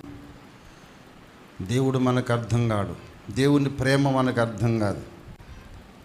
ప్రేమతో ఆయన చేసే పనులు మనకు తప్పులుగా కనిపిస్తాయి. దేవుని మీద నువ్వు తీర్పరివైపోతావు. దేవుని మీద నీవు తీర్పరివై దేవుని కోపాన్ని నీ మీదకి తెచ్చుకుంటావు. దేవుడు నీతో సహవాసం చేస్తే నువ్వు మాటి మాటికి దేవా ఇది తప్పు అది తప్పు అంటావు. నీకు అర్థం కాదు. అందుకే దేవుడు ఏది చేస్తుంటే దాన్ని మంచి మనసుతో స్వీకరించి, ప్రభువా నాకంటే నీకు ఎక్కువ తెలుసు నాయన, ఇది ఎందుకు రైటో నాకు అర్థం కావడం లేదు, నువ్వు చేస్తున్నావు, నేను లోబడతాను, నీ చిత్తమే జరుగును గాకని అప్పగించుకున్నవాడు ధన్యుడంతే. అన్నీ నీకు అర్థం కావు, నాకు కూడా అన్నీ అర్థం కావు. ఎవరికి అర్థం కావు? నాకు మొత్తం తెలుసని చెప్పాను నేను. మామూలు క్రైస్తవుల కంటే నాకు చాలా ఎక్కువ తెలుసు. కానీ తెలియాల్సిన దానికంటే ఆయన దగ్గర ఉన్న జ్ఞాన భాండాగారములో తెలియాల్సిన దానికంటే నాకు చాలా తక్కువ తెలుసు. ఆయన దగ్గర ఉన్నది మహాసముద్రం. రంజితో ఫిర్ తెలిసిందో చిన్న చెంచా. అందుకని తొందరపడి దేని గురించి నువ్వు తీర్మానాలు చేయొద్దురా, నా వెనకన్నాడు అని నేర్పించాడు. నా బ్రతుకులో నేను నేర్చుకున్న అతి విలువైన పాఠం ఏంటంటే, దేవుణ్ణి ప్రశ్నించొద్దు. దేవుడు న్యాయవంతుడని నమ్మాలి, సత్యవంతుడని నమ్మాలి, మంచి మాత్రమే చేస్తాడని నమ్మాలి.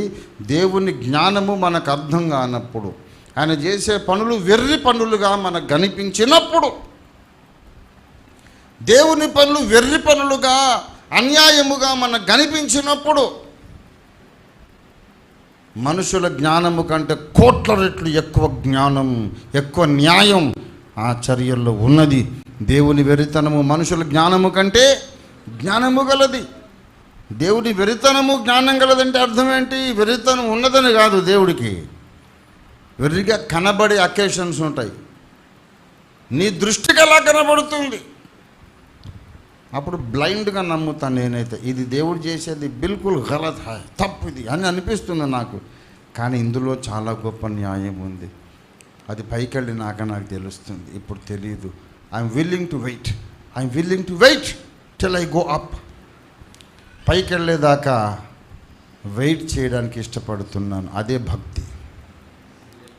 భక్తి అంటే అర్థం చేసుకోవడం కాదు. భక్తి అంటే అర్థం కానోని నమ్మడమే భక్తి. దేవుని స్తోత్రం కలుగును గాక. భక్తి అంటే అర్థం ఏంటి? అర్థము కానోని ఆరాధించడమే భక్తి. దేవునికి స్తోత్రం కలుగును గాక. హల్లెలూయా. దేవుడు మన బుద్ధికి మించిన వాడండి.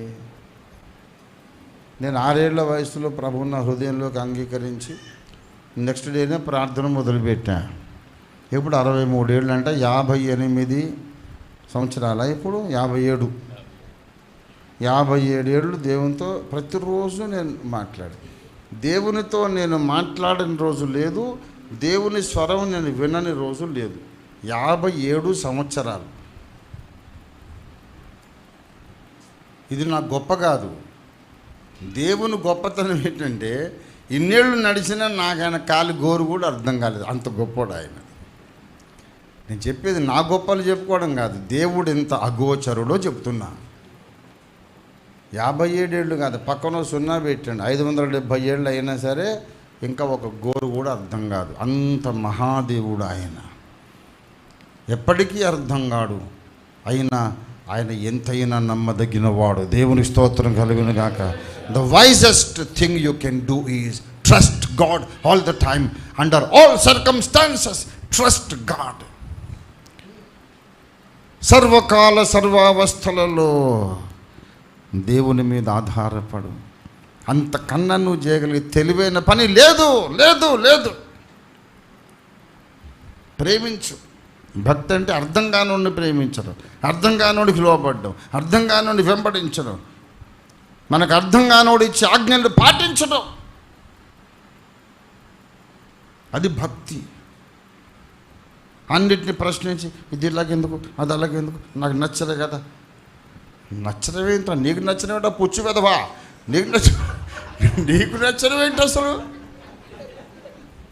నీకు నచ్చడం, నేను నచ్చాల్సిన అవసరం లేదంతే. నీకు దేవుడు నచ్చడం అవసరం లేదు, నువ్వు దేవునికి నచ్చాలి. దేవుని స్తోత్రం కలుగునే కాక. నువ్వు దేవునికి నచ్చాలి, దేవుడు నీకు నచ్చడం ఏంటి? నచ్చినా నచ్చకపోయినా నీకు ఇంకో పెళ్లి కొడుకు రాడు, ఆయన ఒకడిని పెళ్లి కొడుకు, ఆయన్నే చేసుకోవాలంటే. ఆ పెళ్లి కొడుకుకి చాలా చాయిస్ ఉంది. కోట్ల ప్రపంచాల వధువు సంఘాలను చూసి సెలెక్ట్ చేసుకుంటాడు, కానీ ఇన్ని కోట్ల వధువులకి చాయిస్ పెళ్లి కొడుకు ఒక్కడే. అహశ్వరోష్ రాజు దగ్గరికి ఎంతమంది వెళ్ళారు? రాజు ఒక్కడే. రాజుకు చాయిస్ ఉంది, వీళ్ళకి చాయిస్ లేదు. ఆయనకు నచ్చితే అంతఃపురంలో ఉంటాడు, లేకపోతే అడ్రస్ లేకుండా పోతారు. మన పరిస్థితి అది. కనుక దేవుడు నాకు నచ్చటం లేదు అని సోది మాటలు మానేసి మనం దేవునికి నచ్చినట్టుగా ఉండడానికి తాపత్రయపడడమే భక్తి. దేవునికి స్తోత్రం కలుగును. హల్లెలూయా. ఇంకెప్పుడు నేర్చుకుంటాడు? 2వ రాకడ వచ్చేసింది, ఇప్పటిదాకా మనకి ఇంక మొదటి రాకడే అర్థం కాలేదు. సిలువనెత్తుకొని నన్ను వెంబడించమన్నాడు అంటే అర్థం ఏంటి? తన్ను తాను ఉపేక్షించుకొని వెంబడించన్నాడు అంటే అర్థం ఏంటి? నేను ముఖ్యం కాదు అనుకోవాలి. ఇది మొదటి రాకడ బోధ. నేను ముఖ్యం కాదు, నాకు ఒకటి నచ్చడం నచ్చకపోవడం ముఖ్యం కాదు, నా దృష్టికి న్యాయంగా ఉండడం ముఖ్యం కాదు అని వెనుక వెంబడిస్తానంతే. అన్యాయంగా నిందలు మోస్తూ వెంబడిస్తాను, చిత్రవదలు అనుభవిస్తూ వెంబడిస్తాను, శరీరంలో మనసులో గాయాలు మోస్తూ వెంబడిస్తాను. ఎన్ని గాయాలైనా మోస్తాను అని వెనక నడక మాత్రం ఆపను. ఇది క్రైస్తవ జీవితం. యేసు మొదటి రాకడలో చెప్పాడు.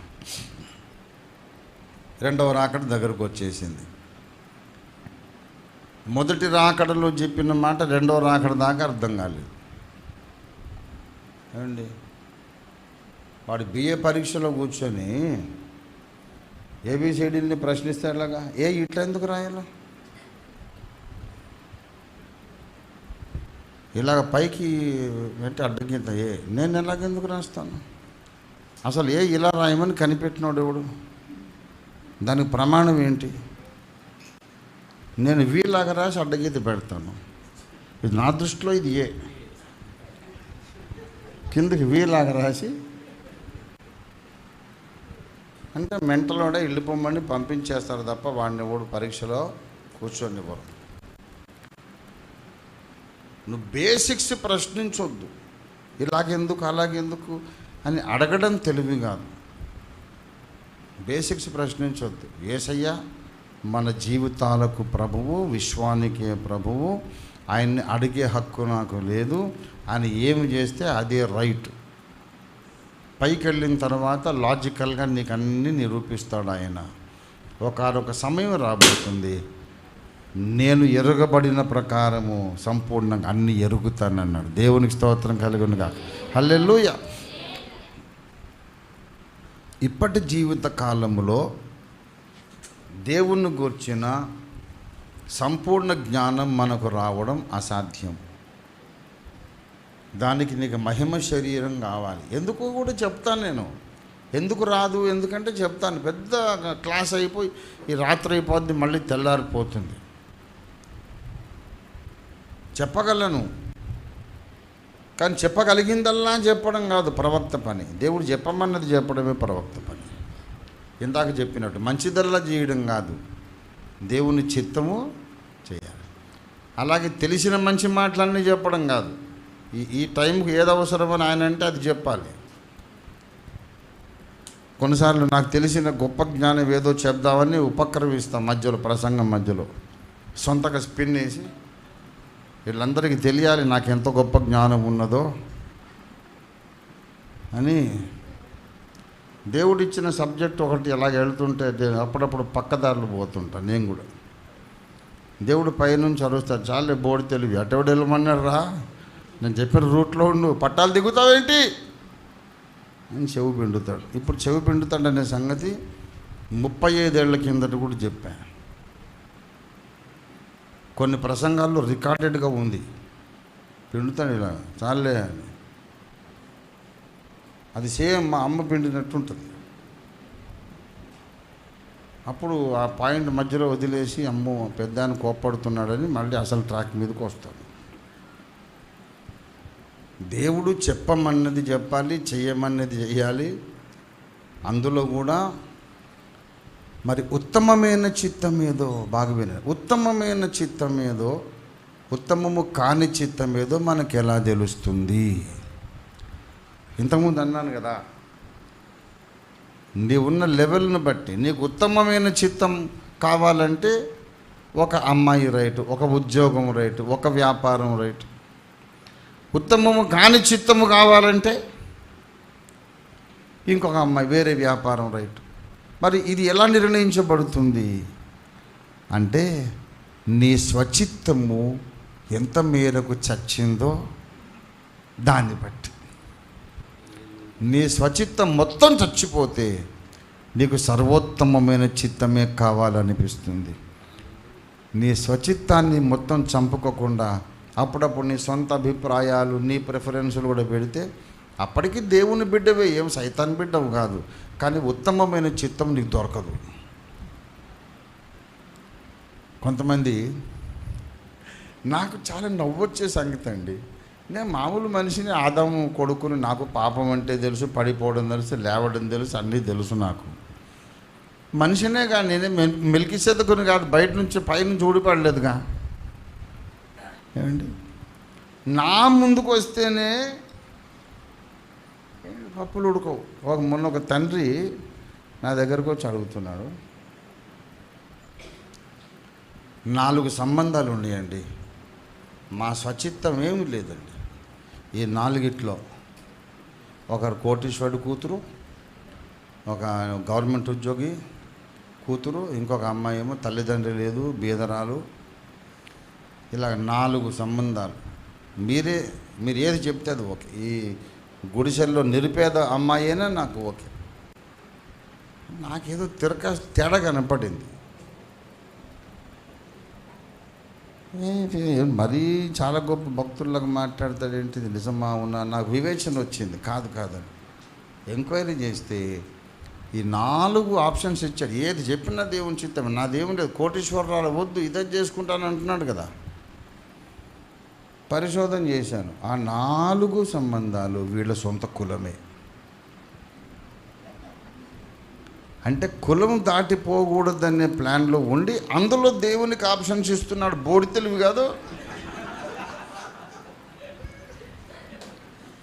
రంజితోఫీర్ దగ్గరనే పప్పులు ఉడుకో. మరి ఆ మహాదేవుని దగ్గర వీళ్ళకి ఎంత ధైర్యం అండి, అసలు ఎంత ధైర్యం అంటే, వీడు కోటీశ్వరు కూతురు నేను చేసుకుంటాడు, పేదరాలు నేను చేసుకుంటాడు, కానీ కులాన్ని మాత్రం అంత గొప్ప మేధావి. అంటే దేవుడు మురిసిపోయి, సరేలే ఈ అమ్మాయిని చేసుకో, ఆ అమ్మాయిని చేసుకోనంటే, వీడు నా చిత్తం నెరవేర్చాడనే మాయలో దేవుడు పడిపోతాడని వీడు అనుకుంటున్నాడు. ఏడిసావు లేరా బోడి తెలివి, నువ్వు కుల వ్యవస్థకు ఇంకా నువ్వు బలాన్ని ఇస్తున్నావు. దౌర్భాగ్యుడా, మనుషులందరూ ఒకే కులమని నువ్వు నమ్మడం లేదు అని దేవునికి కోపం వచ్చి, ఆ నలుగురిలో అత్యంత గయ్యాళి గంపెవరో దాన్ని చూపిస్తాడు. ఇక వాడు బ్రతుకంతా నెత్తి కొట్టుకొని చావాలి. వాడు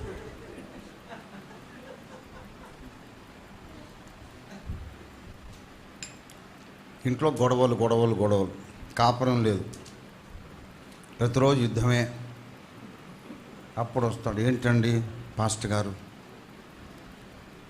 దేవుని చిత్తమని మిమ్మల్ని అడిగాను, దేవుడు చూపించిన అమ్మాయిని చేసుకున్నాను, నా ఇంట్లో అసలు శాంతి లేదండి అంటే, ఓరి తిక్క వెధవా, దేవుడిని శిక్షిస్తున్నాడు రా, కులాన్ని వదులుకోకుండా ఉన్నందుకు శిక్షిస్తున్నాడు. అసంపూర్ణమైన చిత్తం ఇది, అసంపూర్ణమైన చిత్తం. దేవుడు ఖతర్నాక్ మేధావండి. దేవుడు ఎక్కడ మనకు, దేవుడు ముందు కుప్పికంతులు వేస్తుంటే దేవుడు నవ్వుకోడా? దేవుని ఉత్తమమైన చిత్తము నీకు నిజంగా దేవుడు బయలుపరచాలంటే, అందుకు యోగ్యునిగా, ఉత్తమమైన చిత్తం తెలుసుకోవడానికి యోగ్యునిగా నువ్వు కనపడాలంటే, నీ స్వచిత్తం అనేది 0 పాయింట్కి రావాలి కథ. అప్పుడు ప్రత్యక్షత వస్తుంది. నేనే చెప్పాను, నన్ను అడుగుతారు కొంతమంది సలహా, సరే చూద్దాం చేద్దాం అంటాను, అంతే. చెప్పరు, అన్న ఈ మధ్య పట్టించుకోవట్లేదు అది ఇది అనుకుంటాను. ఎందుకు పట్టించుకుంటాను నేను? వాడు నా ముందు ప్రదర్శిస్తున్నాడు. ఆల్రెడీ వాడి మైండ్లో ఒక అభిప్రాయం పెట్టుకొని, అయ్యా నాదేమి లేదు, దయవచ్చి మీరేం చెప్తారా అండి.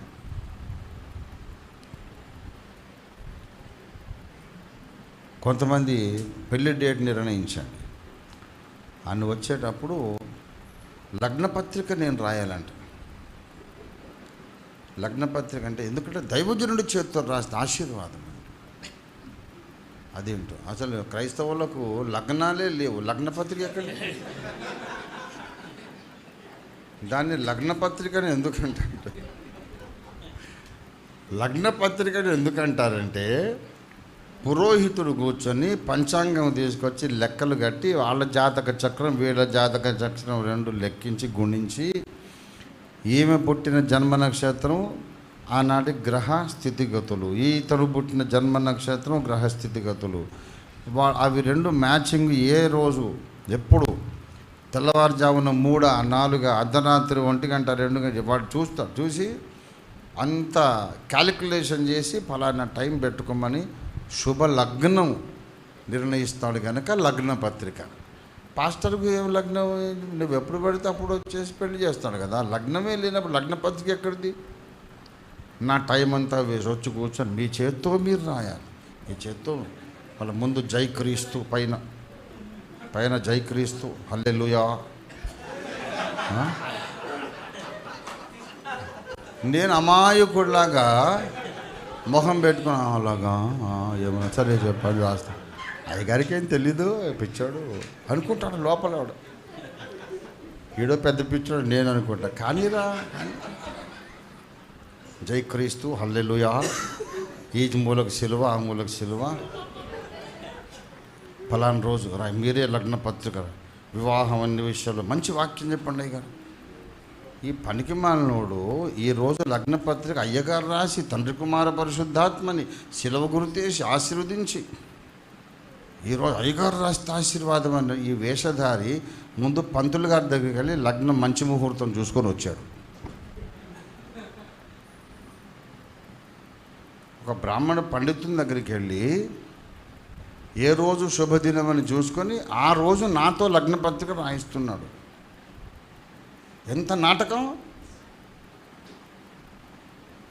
ఇట్లాంటి పనికి మాలిన వాళ్ళకు సర్వోత్తమమైన దేవుని చిత్తం ఎందుకు చెప్తాడండి? అలాగే కొట్టుకుచాడు పొమ్మంటాడు ఆయన. నాకు అర్థమైపోతుంది. కొంతమంది టైం పాటించాలి. పైగా ఎట్టి పరిస్థితుల్లో 10 గంటల లోపల తాళి కట్టించేసేయాలండి. ఎందుకంటే వణికిపోతుంటాడు. వాడు చెప్పాడు పంతులు 10 దాటితే దుర్ముహూర్తం వచ్చేస్తుందని.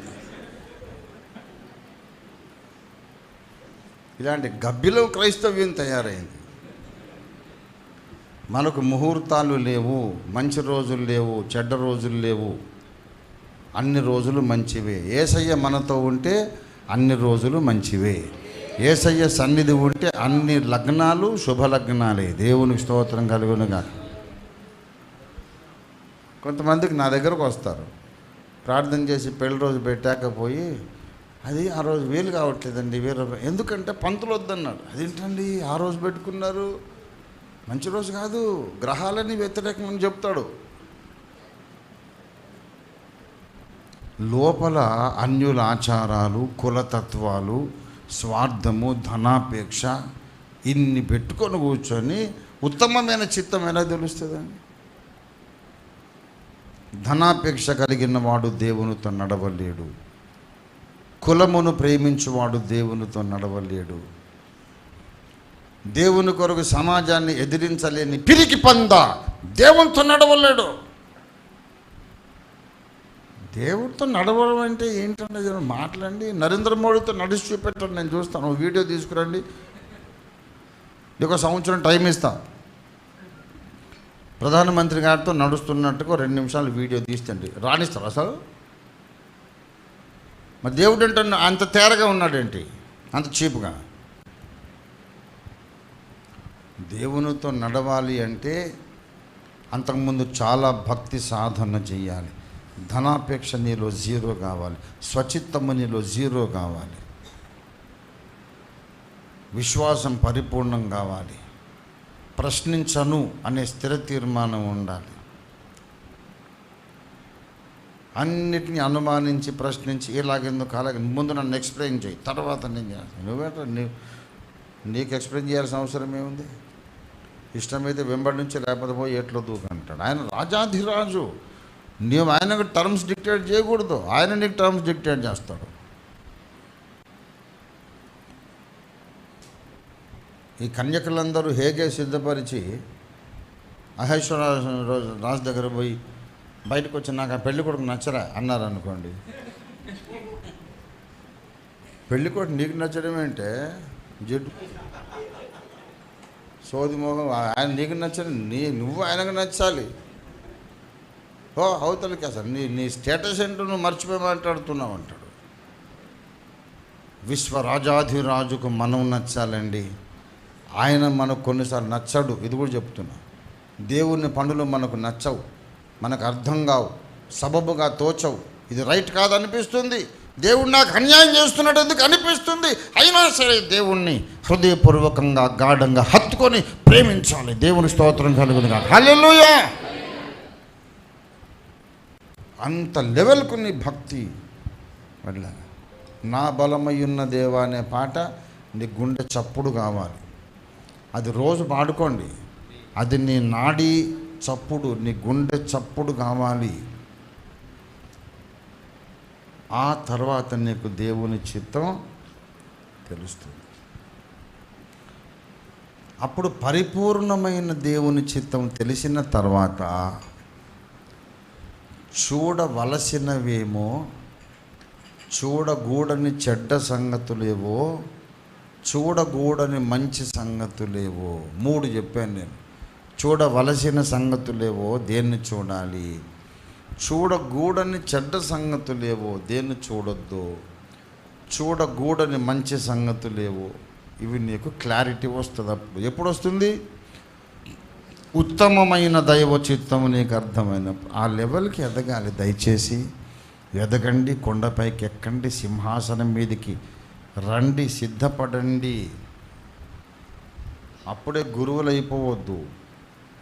దేవుడు నాకు అప్పగించిన సిలబస్ నేను ఇంకా సగం కూడా చెప్పలేదు. 42 ఏళ్ళు దేవా నువ్వు అప్పగించిన సిలబస్ అందరికీ బాగా నూరిపోయడానికి నాకు ఇంకో 40 ఏళ్ళు ఆయుష్కాలం కావాలని అడుగుతున్నా. అంటే అప్పటికి 100 ఏళ్ళు దాటుతాను నేను.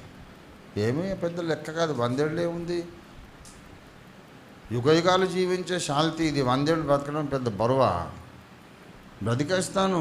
మోషే 120 ఏళ్ళు బ్రతకగలిగింది, నేను ఎందుకు బ్రతకను 102 ఏళ్ళు? నేను ఉంటాను, అందరికీ నేర్పించాలని అడుగుతాను. ఆయన చిత్తం ఉంచితే తీసుకుపోతే పోతాను. అయితే నేర్చుకోవలసిన సిలబస్ అంత ఉంది అంటున్నాను. ఇంకా ఆదికాండమే మొత్తం అర్థం కాలేదు. ఆదికాండం మొదటి పేజీయే ఇంకా అర్థం కాలేదు. 66 గ్రంథాలు ఉండిపోయినాయి, 1000 కొద్ది పేజీలు. నేర్చుకునవలసిందంతా నేర్చుకొని ఉత్తమమైన చిత్తములోనికి వచ్చి అప్పుడు నేను ముందుకు సాగాలంటే దేన్ని చూడడం రైట్, దేన్ని చూడకపోవడం రైట్ అనేది మనకు అర్థమవుతుంది. చూడకూడని వాటిని చూపించేటప్పుడు సైతాను నిన్ను కన్విన్స్ చేస్తాడు. మళ్ళీ చెప్తున్నా, నువ్వు చూడకూడని వాటిని నీ కళ్ళు చూచేటట్టు చేయడానికి సైతాను నిన్ను కన్విన్స్ చేస్తాడు. ఏమని కన్విన్స్ చేస్తాడు? నువ్వు ఇలా చూచి ఈ పోరాటం చేయటము ఆ దేవునికే సహాయకరం, ఆ దేవునికే మహిమకరం. ఇలా చూస్తే దేవుని కార్యమే ఉధృతంగా జరుగుతుంది. దేవుని ఇంట్రెస్ట్ మనం పరిరక్షిద్దాం.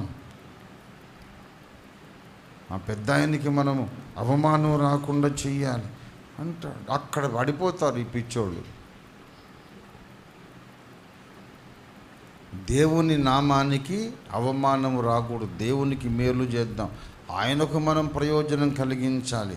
తాత్కాలికంగా మనం తిరుగుబాటు చేసినట్టు కనబడుతుంది, కానీ భవిష్యత్తులో మనమే మంచి చేశామని ఆయన కూడా ఒప్పుకుంటాడు అని కన్విన్స్ చేశాడు లూసిఫరు లక్షల కోట్ల దూతలను.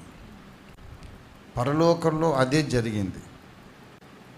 పరలోకంలో ఏం జరిగింది తెలుసా? ఇన్ని లక్షల కోట్ల మంది వాడికి ఎట్లా లోబడ్డారు? మరే దేవుడి మీద తిరుగుబాటు చేద్దాం పద అంటే ఎలా వింటారు? అంత అమాయకులు, ఎర్రిమొఖాలు వాళ్ళందరూ. వాడి దగ్గర ఉన్న ఎవిడెన్సులతో వాడు ఏం చేశాడంటే, మనం ఇలా చేయడము ఆయనకే మేలు. తర్వాత దేవునికి మనం కీడు చేయట్లా, దేవుణ్ణే మనం మహిమపరుస్తాం. కొంచెం మనం నాకు మాత్రం ఏమొస్తుంది ఆయన మీద తిరుగుబాటు చేస్తే? నేను ఆయన సృష్టే కదా, నన్ను నమ్మండి. నాకంటే ఎక్కువ మీరు ప్రేమిస్తున్నారు ఆయనని. మనం కలిసి ఇలా చేద్దాము, ఓ ముఠా కడదాం, తర్వాత ఆయనే పిలిచి కుమారులారా మంచి పని చేశారా అని అనేటట్టు చేద్దాం. మనం ఒక న్యాయాన్ని, సత్యాన్ని నిలబెడదాం అని అంటే ఈ పిచ్చి మోహాలు కన్విన్స్ అయిపోయారు. తర్వాత నిత్య చీకటి వచ్చేసింది. దయ్యాలు పట్టిన వాళ్ళను విడిపించి ప్రార్థన చేసేటప్పుడు నాకు తెలిసిన దైవజనుడు ఇంటర్వ్యూ చేశారు. ఎవరు నువ్వు అంటే, నేను ఒక పడిపోయిన దేవదూతని చెప్పాడు. కెనడాలో జరిగింది విషయం. ఒక రోమన్ క్యాథలిక్ అమ్మాయి క్యారిస్మాటిక్ మీటింగ్కు పోయింది. పోయి ఆత్మ పొందేసింది. ఆత్మ పొందేసి అన్య భాషలు మాట్లాడి తర్వాత praise Jesus, praise Jesus, praise Jesus, praise Jesus అంటావు ఆపకుండా. మంచిదే కదా అనుకున్నారు. రోమన్ క్యాథలిక్ ఫ్యామిలీ ఎప్పుడు యేసును స్తుతిస్తాను, మంచిది కదా అనుకున్నాడు. కానీ మెల్లిమెల్లిగా ఈ పిల్ల కాలేజీకి వెళ్ళి లేట్గా రావడం, ఒక్కో రోజు కొత్త బాయ్ ఫ్రెండ్ దిగబెట్టడం, ఒక్కోసారి నైట్ అంతా అక్కడే ఉండిపోవడం, ఎక్కడుందంటే పబ్బుల్లో క్లబ్బుల్లో ఉండడం. ఇదేంటి అదేదో ఆత్మ పొందాను అంటుంది. ఆత్మ పొందకముందు క్లబ్బులు లేవు, ఏమీ లేవు, బాయ్ ఫ్రెండ్స్ లేరు. ఆత్మ పొందేసినప్పటి నుంచి ఈమెకు పరిశుద్ధత లేదు, మత్తు మందులకు అలవాటైంది, బాయ్ ఫ్రెండ్స్కి అలవాటైంది. ఏంటిదండి ప్రైజ్ జీసస్ అంటది? అప్పుడు హార్వే లిప్సీ అనే ఒక దైవజనుడు, పేరు కూడా చెప్తున్నా, కెనడా గురించి చెప్పాను కదా, కథ కాదు, నేను ప్రాక్టికల్గా చెప్తున్నా, వాస్తవం. ఆయన ముందుకు తెచ్చి దయ్యాలు వెళ్ళగొట్టమని ఆయనకు ఏంటో చూడండి అని. ఆయన కళ్ళలో కళ్ళు పెట్టి చేసి, ఎవరు నువ్వు చెప్పు అంటే, ఐఎమ్ జీసస్, ప్రైజ్ జీసస్ అంటున్నామే. జీసస్ అంటున్నావు కానీ which Jesus? Tell me, I command you to tell the truth in the name of Jesus of Nazareth. Who are you అంటే, I'm a fallen angel, I took the name Jesus. ఎందుకంటే బైబిల్లో కూడా చాలామంది యేసు అనేటోళ్ళు వేరు వేరు వాళ్ళు ఉన్నారుగా. I'm not Jesus of Nazareth, నా పేరు జీసస్ కానీ నజరేయుడు యేసు కాదు, ఐఎమ్ అనదర్ జీసస్ అని చెప్పి. అప్పుడు అడిగాడు ఆయన, మీరు ఎంతమంది ఉంటారంటే, you cannot count, we're too many, you cannot count. ఇంతమంది ఎలాగ నమ్మారు? You are stupid, you are so foolish. క్రియేటర్ను, సృష్టికర్తను గద్దె దింపాలని, ఆయనకు వ్యతిరేకంగా తిరుగుబాటు చేయాలని ఎలాగనుకున్నారు? ఎలా గెలుస్తామనుకున్నారు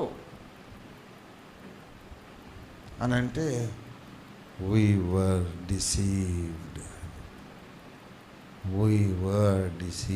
అలాగా వేవ్స్ లాగా మాట్లాడతాయి దురాత్మ, తెలుసా మీకు? we were deceived అని చెప్పి మమ్మల్ని మోసం చేశారు. వాడు ఏదో కథ చెప్పాడు. ఏం కథ అంటే, తిరుగుబాటు కాదు ఇది, ఇదే నిర్మాణాత్మకం, ఆయనకు మహిమకరం, ఇట్లా చేస్తే మంచిది, ఆయనకే మంచిది అని కన్విన్స్ చేశాడు. సేమ్ అదే ఆర్గ్యుమెంట్తో భూమి మీద కూడా భక్తులను తిరుగుబాటు చేసే, భక్తుల మీద తిరుగుబాటు చేసే వాళ్ళని సైతాన్ని ఇప్పుడు కూడా అదే లాజిక్తో పడేస్తాడు. భక్తుడి మీద తిరుగుబాటు చేద్దాం రండి అంటే ఎవడు రాడు, ఆయనకే మేలు చేద్దాం రమ్మంటే వస్తారు. ఆయనకే మేలు చేద్దాం రండి అంటే, అవునా అయితే మనం దేవుని సేవ నిలబెడతాం అన్నమాట. వస్తాడు పిచ్చి మొహం, నిలబడేది కాదు, వీడి ముందు చీకటి మూట అయిపోతాడు. పిల్లారా, మనం భక్తుడికి మేలు చేస్తామా, అది మేలు చేస్తామా, సంఘం నిలబెడతామా అనే ఈ సోది కబుర్లన్నీ మానేసి నోరు మూసుకొని ముందు ఆ సర్వోన్నతుడు చెప్పిన మాట చేయడం నేర్చుకోండి. ఆ సర్వోన్నతుడు నియమించిన ప్రవక్త చెప్పిన మాట చేయడం నేర్చుకోండి. Obey the lord and obey the servant of the lord without questioning. అదొక్కటే క్షేమమైన మార్గం. కొంచెం సైడ్కి పోయామనుకో, అగాధంలో పడిపోవడమే. వ్యర్థమైనటువంటి సంగతులు మనకొద్దు. ఈ వ్యర్థమైన సంగతులతో మూడింటిని పాడు చేస్తాడు. ఇంకో 3 నిమిషాలు ముగించేస్తాను నేను. ఈ వ్యర్థమైన సంగతులు, చూడకూడని సంగతులు, చెడ్డవైన మంచివైన చూడకూడని సంగతులు చూచుట ద్వారా 3 ఏరియాస్లో డ్యామేజ్ కలుగుతుందని చెప్పాను. మొదటి ఏరియా ఏంటంటే, దేవునితోని సహవాసం పాడైపోతుంది, నంబర్ 1. రెండవది, నీ వ్యక్తిగత పరిశుద్ధత, అంతరంగ సమాధానం పాడైపోతుంది, రెండవ విషయం. మూడవ విషయం ఏంటంటే, సార్వత్రిక సంఘ ఐక్యత చెడిపోతుంది. ఈ మూడిట్లో ఏది చేయాలనే వాడి టెక్నిక్ ఒకటే. చూడకూడనిది నీ మైండ్కి చూపించేస్తాడు. నిన్ను దేవునికి దూరం చేయాలంటే అనవసరమైన సంగతుల మీద నీ దృష్టి మళ్ళిస్తాడు. దేవునికి నిన్ను దూరం చేయాలంటే అనవసరమైన గొప్ప గొప్ప సంగతులు మాట్లాడతాడు. తర్వాత నీ వ్యక్తిగత పరిశుద్ధత, అంతరంగంలో శాంతి, సమాధానం, సంతోషం పోవాలంటే అక్కడకు రాని మంచి సంగతులను చూపిస్తాడు. దేవుని సమాజం, దేవుని సంఘం ఐక్యత పోగొట్టుకొని బలహీనపడాలంటే అవసరం లేని సంగతులు చూపిస్తాడు. ఇది ఇవాల్టి ప్రసంగం. అందులో ఇప్పుడు ఆఖరి దాని మీద దృష్టి పెడతాను. ఇప్పుడు సంఘము సాతానుతో పోరాడి జయం సాధించాలంటే ఏక మనస్సు కలిగి ఉండాలి. అవునా కదా? పరిశుద్ధాత్మ కుమ్మరింపు రావాలంటే ఏక మనస్సు కలిగి ఉండాలి. ఆత్మల రక్షణ జరగాలంటే అందరికీ ఏక హృదయం ఏకాత్మ కలిగి ఉండాలి. ఇప్పుడు మరి పరిశుద్ధాత్మ రాకుండా ఉండాలంటే ఏం చేయాలి? ఏక మనస్సు చెడగొట్టాలి. క్రైస్తవులు కలిసి ఉండరు. ఎందుకు కలిసి ఉండరు తెలుసా? ప్రతి ఒక్కడు అనుకుంటాడు నేనే సత్యము కొరకు పోరాడుతున్నా అనుకుంటాడు. పరిశుద్ధాత్మను దూషించే వాళ్ళు ఏమనుకుంటారు తెలుసా? పెంతెకోస్తు విరోధులు ఉంటారు, యాంటీ పెంటకోస్టర్స్. ఏమనుకుంటారంటే పెంతెకోస్తు వాళ్ళు ఏదేదో అర్థం కాని భాషలు మాట్లాడతారు, అవన్నీ దురాత్మ సంబంధమైనవి. సంఘంలో దురాత్మలు పనిచేయకుండా ఉండాలంటే కృపావరాలు ఆగిపోయినాయి అనే బోధనే నేను పాటించాలి, చాటించాలి, అందరికీ ప్రకటించాలి. పరిశుద్ధాత్మ వరాలు ఇప్పుడు లేవు. ప్రవచనాలు అబద్ధం, స్వస్థతలు అబద్ధం, అన్య భాషలు అబద్ధం. కనుక క్రీస్తు సంఘ క్షేమం కొరకు నేను ఈ అన్య భాషల వరాన్ని వ్యతిరేకిస్తాను. ఇది వాడి ఉద్దేశం. పెంతెకోస్తు వాళ్ళు ఏమనుకుంటారు? పరిశుద్ధాత్మ లేనిది ఎవడు సంపూర్ణుడు కాదు. పరిశుద్ధాత్మ మీ మీదకి వచ్చున్నప్పుడు మీరు శక్తి పొందుదురు, రాకపోతే శక్తి పొందరు. కనుక పరిశుద్ధాత్మ అవసరమని పెంతెకోస్తు వాళ్ళు అనుకుంటారు. కనుక పరిశుద్ధాత్మ వద్దు అనే వాళ్ళంటే పెంతెకోస్తు వాళ్ళకి ఇష్టం లేదు. పరిశుద్ధాత్మ అవసరం అని చెప్పి పెంతెకోస్తు వాళ్ళంటే బ్రదర్ అని వాళ్ళకి ఇష్టము లేదు. ఇప్పుడు వీళ్ళు ఒకళ్ళనొకళ్ళు ద్వేషించుకోవడానికి కారణం ఏంటి చెప్పండి? ఇద్దరు ఏమనుకుంటున్నారు? సంఘానికి మేమే మేలు చేస్తున్నాం అనుకుంటారు లేదా? వీళ్ళిద్దరూ దుర్మార్గులు కాదు, లోక సంబంధులు కాదు, ఇద్దరు మంచివాళ్లే. ఇతడు యేసయ్యను ప్రేమిస్తున్నాడు, అతడు యేసయ్యను ప్రేమిస్తున్నాడు. యేసు ప్రభువును ఆయన సంఘాన్ని ఎంత ప్రేమిస్తున్నారంటే ఈ భాషలు ప్రవచనాలు ఎంకరేజ్ చేస్తే సంఘం పాడైపోద్దని వాళ్ళు అనుకుంటున్నారు. ఇతడు యేసుని ఎంత ప్రేమిస్తున్నాడంటే భాషలు ప్రవచనాలు అక్కర్లేదని చెప్పేవాడిని రాణిస్తే సంఘం పాడైపోతుంది, వాడిని దూరం పెట్టేసి అంటాడు. వీళ్ళిద్దరూ సిద్ధాంతముల కొరకు పట్టుదల కలిగి ఏం చెడిపోతుంది ఇక్కడ? ఇది సైతాను యొక్క వ్యూహం. ఐక్యత చెడిపోవడానికి రెండు కారణాలు: వ్యక్తిగత ద్వేషము, స్పర్ధ, అసూయ. ఇదొకటి. సిద్ధాంతపరమైనటువంటి అవగాహన లేకపోవడం ఇదొకటి. కనుక ఇప్పుడు ఐక్యత రావాలంటే ఏం చేయాలి చెప్పండి? ముందు నీకు మాకు ఐక్యత ఉండాలంటే నువ్వు ముందు క్లుప్త ప్రసంగాలు చేయాలి. ఇది మూడో కారణం ఐక్యత చెడిపోవడానికి. అసలు కారణం ఇది. నువ్వు క్లుప్తం అని చెప్పి 3 గంటలు బాధేస్తూ ఉంటే ఎవడుంటాడు? కలిసి ఉండాలంటే 10 నిమిషాలు ముగించే బిర్యానీ పెట్టి పంపించాలి. అది క్షేమాభివృద్ధికరమైన సేవ. ఏమండి? ఇప్పుడు వీళ్ళు ఏం చేయాలండి? కలిసి ఉండాలంటే 2 కారణాలు చెప్పా. ఒకటేమో వ్యక్తిగతమైన అసూయ, ద్వేషము, అహం, స్పర్ధ. దీన్ని బట్టి కలిసి ఉండరు. ఆ పాయింట్ చెప్పడం ముందు వాళ్ళు కలిసి ఉండాలంటే ఈ పాయింట్ మీద కలిసి ఉన్నవాళ్ళు కలిసి ఉండలేని వారు వ్యక్తిగత ద్వేషంతో విడిపోయారు, అహంతో విడిపోయారు. వీళ్ళు కలిసి ఉండాలంటే ఏం చెయ్యాలో ముందు చెప్పండి, తర్వాత ఆ పాయింట్లోకి వెళ్దాం. అహాన్ని వదిలేయాలి. నా గౌరవం, నా ఘనత ముఖ్యం కాదనుకోవాలి. మా అన్నయ్యే కదా, నన్ను తిడితే తిట్టాడు, పర్లేదు, దేవుని మా అన్నే కదా, బయటోడు తిట్టలేదుగా. నా ఘనత ముఖ్యం కాదు, నా గౌరవం ముఖ్యం కాదు.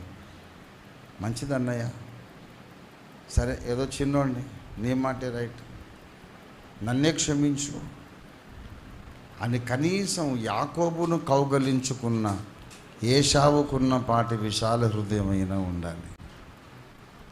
ఇది మొదటి రీజన్. నీ బోధ రైట్ కాదు కదా, వాడిని ఎలా కలుపుకుంటావు?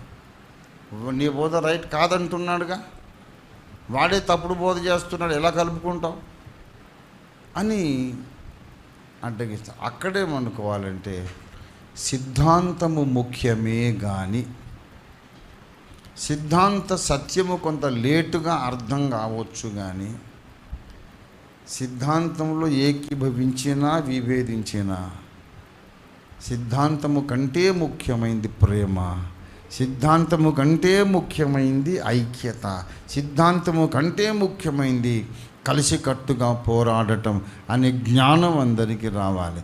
ముందు అహాన్ని వదిలేయాలి, తర్వాత నా బోధే రైట్ అని నిరూపించుకోవాలని. ఇది ఒక రకం అహమే. ఈ రెండు ప్రెస్టేజ్ కొరకే. కానీ వదలనివాడు సైతాన్. బోధ వాడు ఏకీభవించకపోయినా పర్వాలేదని ఎలాగనుకుంటానండి? బోధ చాలా ఇంపార్టెంట్ కదా. అంటే వీడు మంచి విషయము కొరకే ఐక్యత పాడు చేస్తున్నాడు, మంచి విషయం కొరకే దేవుని సైన్యాన్ని బలహీనపరుస్తున్నాడు. ఈ విషయంలో సార్వత్రిక ప్రపంచవ్యాప్త క్రైస్తవ సంఘం జ్ఞానము కలిగి నడుచుకోవాలి, మారు మనస్సు పొందాలి. ఒక్క నిమిషం క్రైస్తవ సంఘ నాయకులందరూ కూడా తర్వాత పరిష్కరించుకుందాం, ఎవడింట్లో వాళ్ళ సిద్ధాంతం బోధించుకుందాం, అభ్యంతరం లేదు.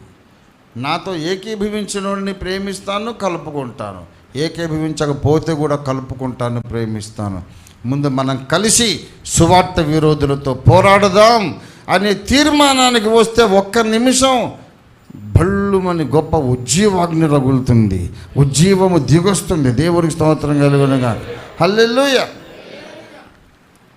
అహం ముఖ్యం కాదు, సిద్ధాంతం ముఖ్యం కాదు, కలిసి మతోన్మాదులను ఎదుర్కొందాం అనే పిలుపుతో ఏర్పడిందే Rashtriya Kraisthava Parishad. That is what RKP is.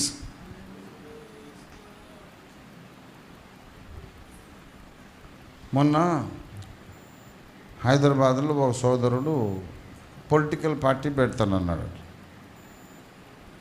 Ambedkar రైట్లందరినీ కలుపుకొని, సంఘాలన్నీ కలుపుకొని ఒక పార్టీ పెడతానన్నాడు. మంచిదే. కొన్ని వందలో వేలో పార్టీలు ఉన్నాయి ఆల్రెడీ ఇండియాలో. పెట్టండి. అందులో ఐపీబీపీ కూడా ఉంది. గెలిచినవి గెలవనివి అన్నీ లెక్కలోకి రాని బోళ్ళన్ని పార్టీస్ ఉన్నాయి. మనకున్న ప్రాథమిక హక్కుల్లో ఇదొకటి. You can any citizen of India can form a new political party. ఏం తప్పు కాదు. అయితే క్రైస్తవుల యొక్క, దళితుల యొక్క హక్కుల కొరకు పోరాడతాము, అణిచివేతకు వ్యతిరేకంగా పోరాడతాం, దేశంలో క్రైస్తవులందరినీ కూడగట్టి ఒక నేషనల్ పార్టీ స్థాపిస్తామని అన్నాడట పెద్ద మనిషి.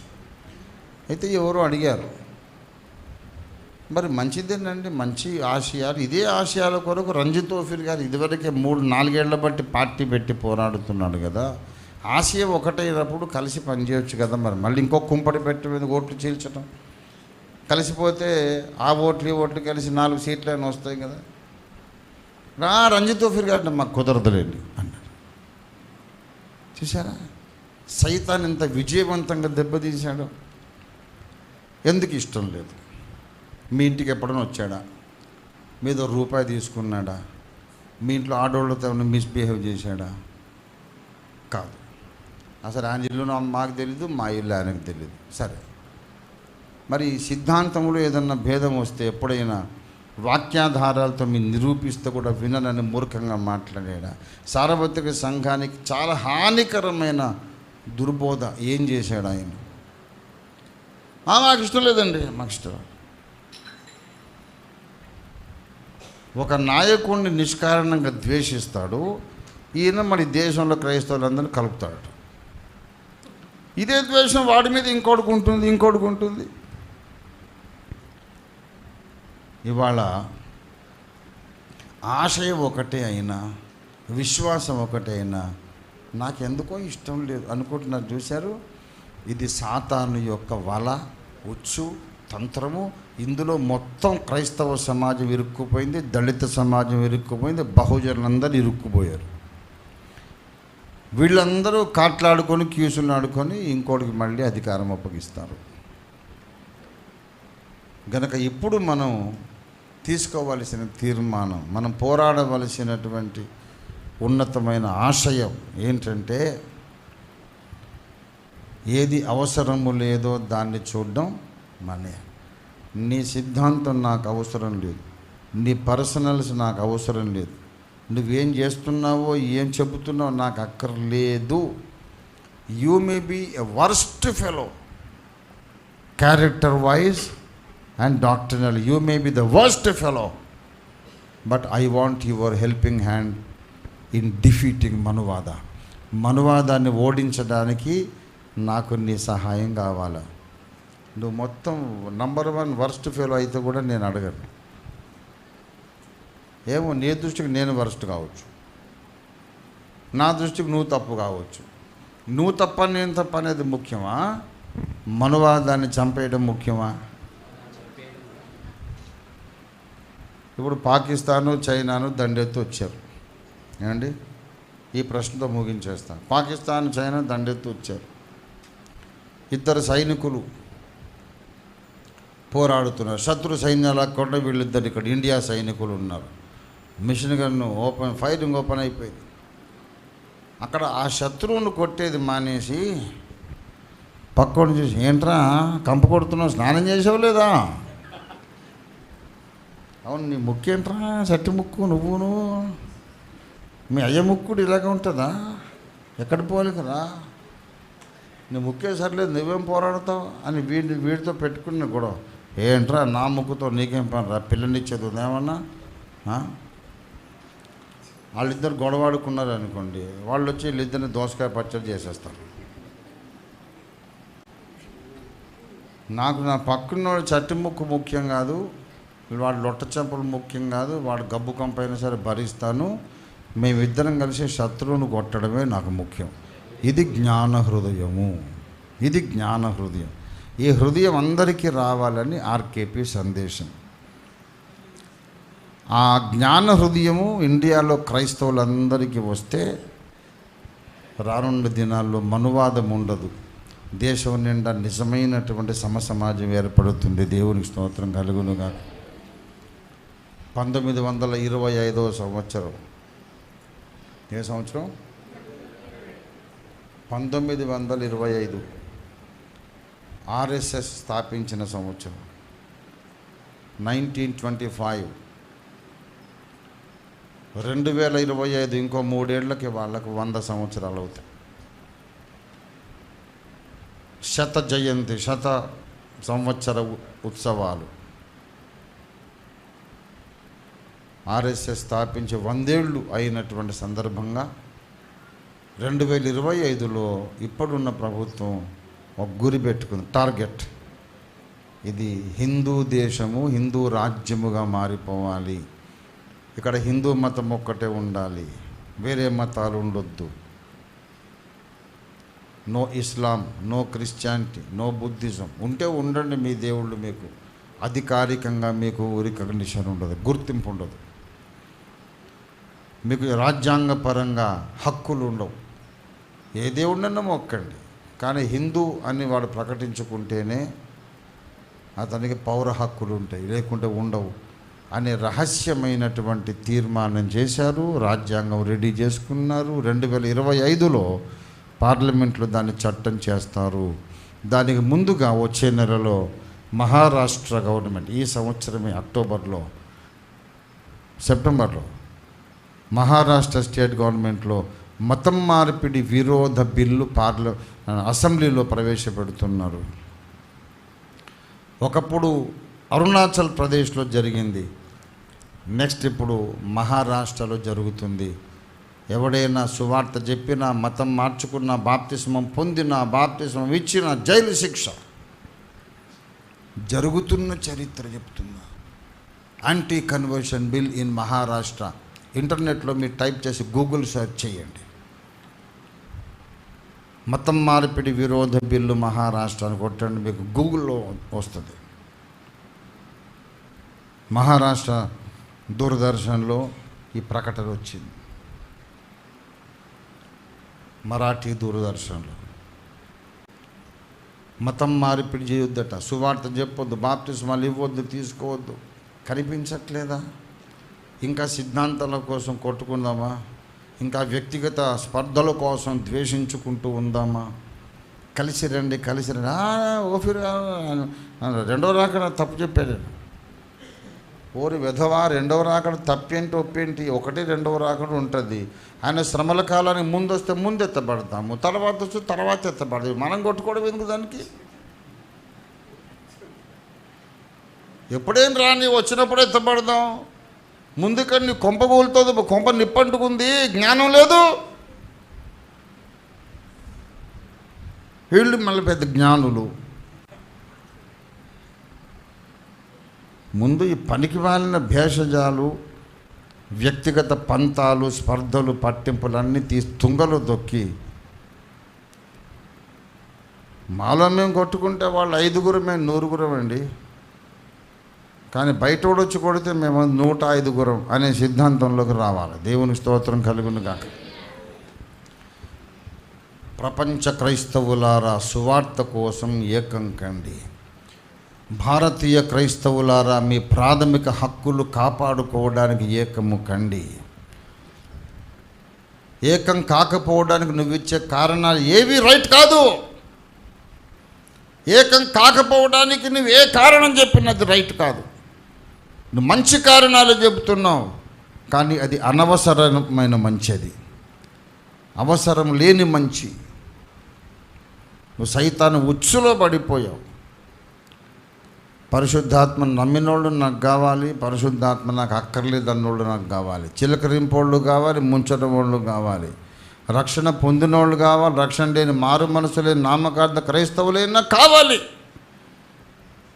యేసయ్య నా దేవుడు అనుకున్న వాళ్ళందరూ కలిసికట్టుగా సంఘటితమైతే 2025లో వాళ్ళ పని చేయలేరు. అది 2050లోకి వెళ్ళిపోద్ది. ఈ లోపల యేసయ్య వచ్చేస్తాడు శుభ్రంగా. దేవునికి స్తోత్రం కలుగును గాక. హల్లెలూయా. తెలివి లేదు, సొంత ఆలోచన లేదు, ఉన్నోడు చెబితే వినరు. దేవుని చిత్తం అంటారు, కానీ ప్రతి ఒక్కడు అసంపూర్ణ చిత్తమే నెరవేరుస్తున్నారు తప్ప సంపూర్ణ చిత్తం ఎవరికి ఇంకా అర్థం కాలేదు. ఇవాళ మనం ప్రార్థన చేద్దాం. ఇంత కోప్పడి చెప్పాను, బుజ్జగించి చెప్పాను, నవ్వించి చెప్పాను, బుర్ర వెలుగుద్ది అనుకుంటున్నారా? నాకు ఎప్పుడో వెలిగింది బుర్ర, వాళ్ళకి బుర్ర వెలగదు అనే సంగతి నాకు ఎప్పుడో వెలిగి అర్ధరాత్రి ప్రార్థన పోరాటం మొదలుపెట్టాం. మనం చెప్తే ఎవడు వినడు, ఆయన చెప్తే వింటాడు. గనక మనం ప్రార్థన చేద్దాం. క్రైస్తవ సమాజం తమ హక్కుల పరిరక్షణ కొరకు ఏకమై పోరాడాలి. సిద్ధాంతాలు వ్యక్తిగత విషయం, కలిసికట్టుగా పోరాడాలనే జ్ఞానం భారతీయ క్రైస్తవ సమాజానికి వస్తే ప్రపంచం మొత్తం ఆశీర్వదింపబడుతుంది. మొత్తం ప్రపంచం, దేశము, ప్రపంచము కూడా దీవించబడతాయి. అటువంటి గొప్ప ఉజ్జీవం, పరిశుద్ధాత్మ కలిగించు ఐక్యత, జ్ఞానముతో కూడిన ఐక్యత, విచక్షణతో కూడినటువంటి ఐక్యత మనకందరికీ రావాలని మనం ప్రార్థన చేద్దాం. తలలు వంచండి. With the closing prayer and benediction will complete this message and meeting.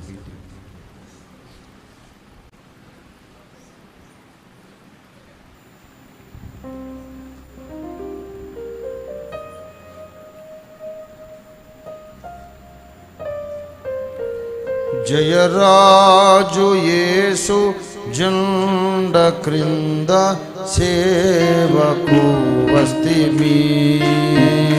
Jayaraju Yesu జెండ క్రింద సేవకు వస్తిమి.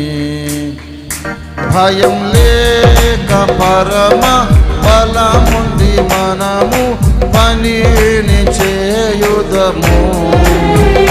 భయం లేక పరమ బలముంది మనము పనిని చేయుదము. జయ గీతం పాడి యుద్ధము చేసి జయమును వెదము. గ్లోరీ. జయ గీతం పాడి యుద్ధము చేసి జయమును వెదము.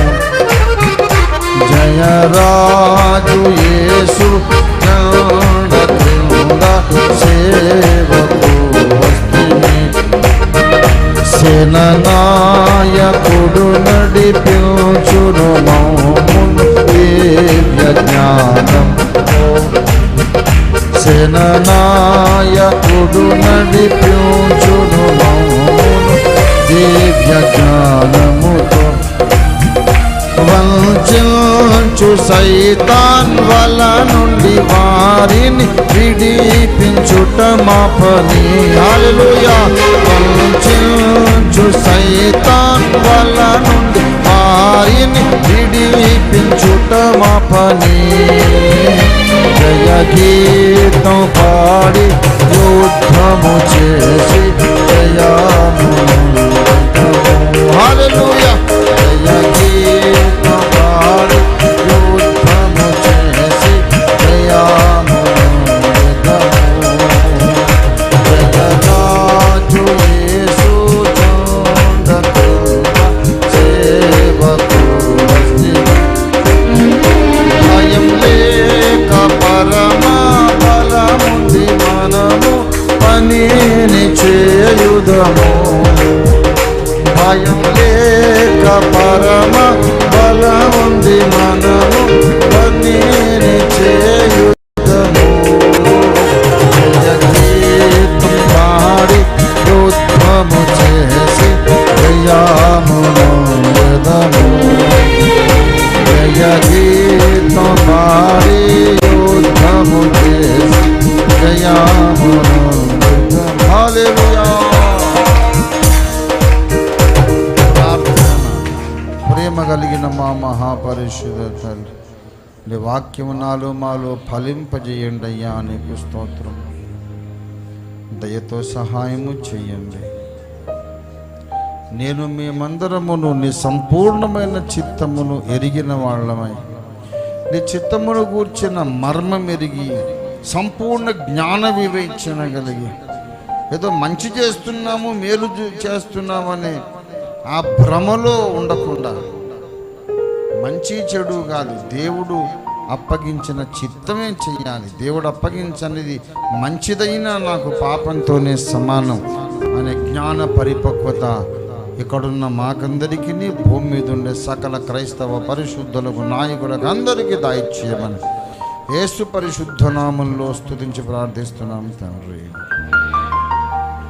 మన తండ్రి అయిన దేవాది దేవుని శాశ్వత ప్రేమయు సర్వ జగత్ రక్షకుడైన యేసునాథుని అనంత కృపై పరిశుద్ధాత్మ దేవుని తోడి దివ్య మనోహర సహవాసం చేరువచ్చిన మనకందరకు భూలోకమందున్న సకల భక్త కోటికి దేవుని సత్యమును ప్రేమించి సువార్త సేవ కొరకు తమ్మును తాము అంకితము చేసుకున్న దైవ సమాజం అంతటికి సదా తోడై ఉండునుగాక. ఆమేన్. ఆమేన్.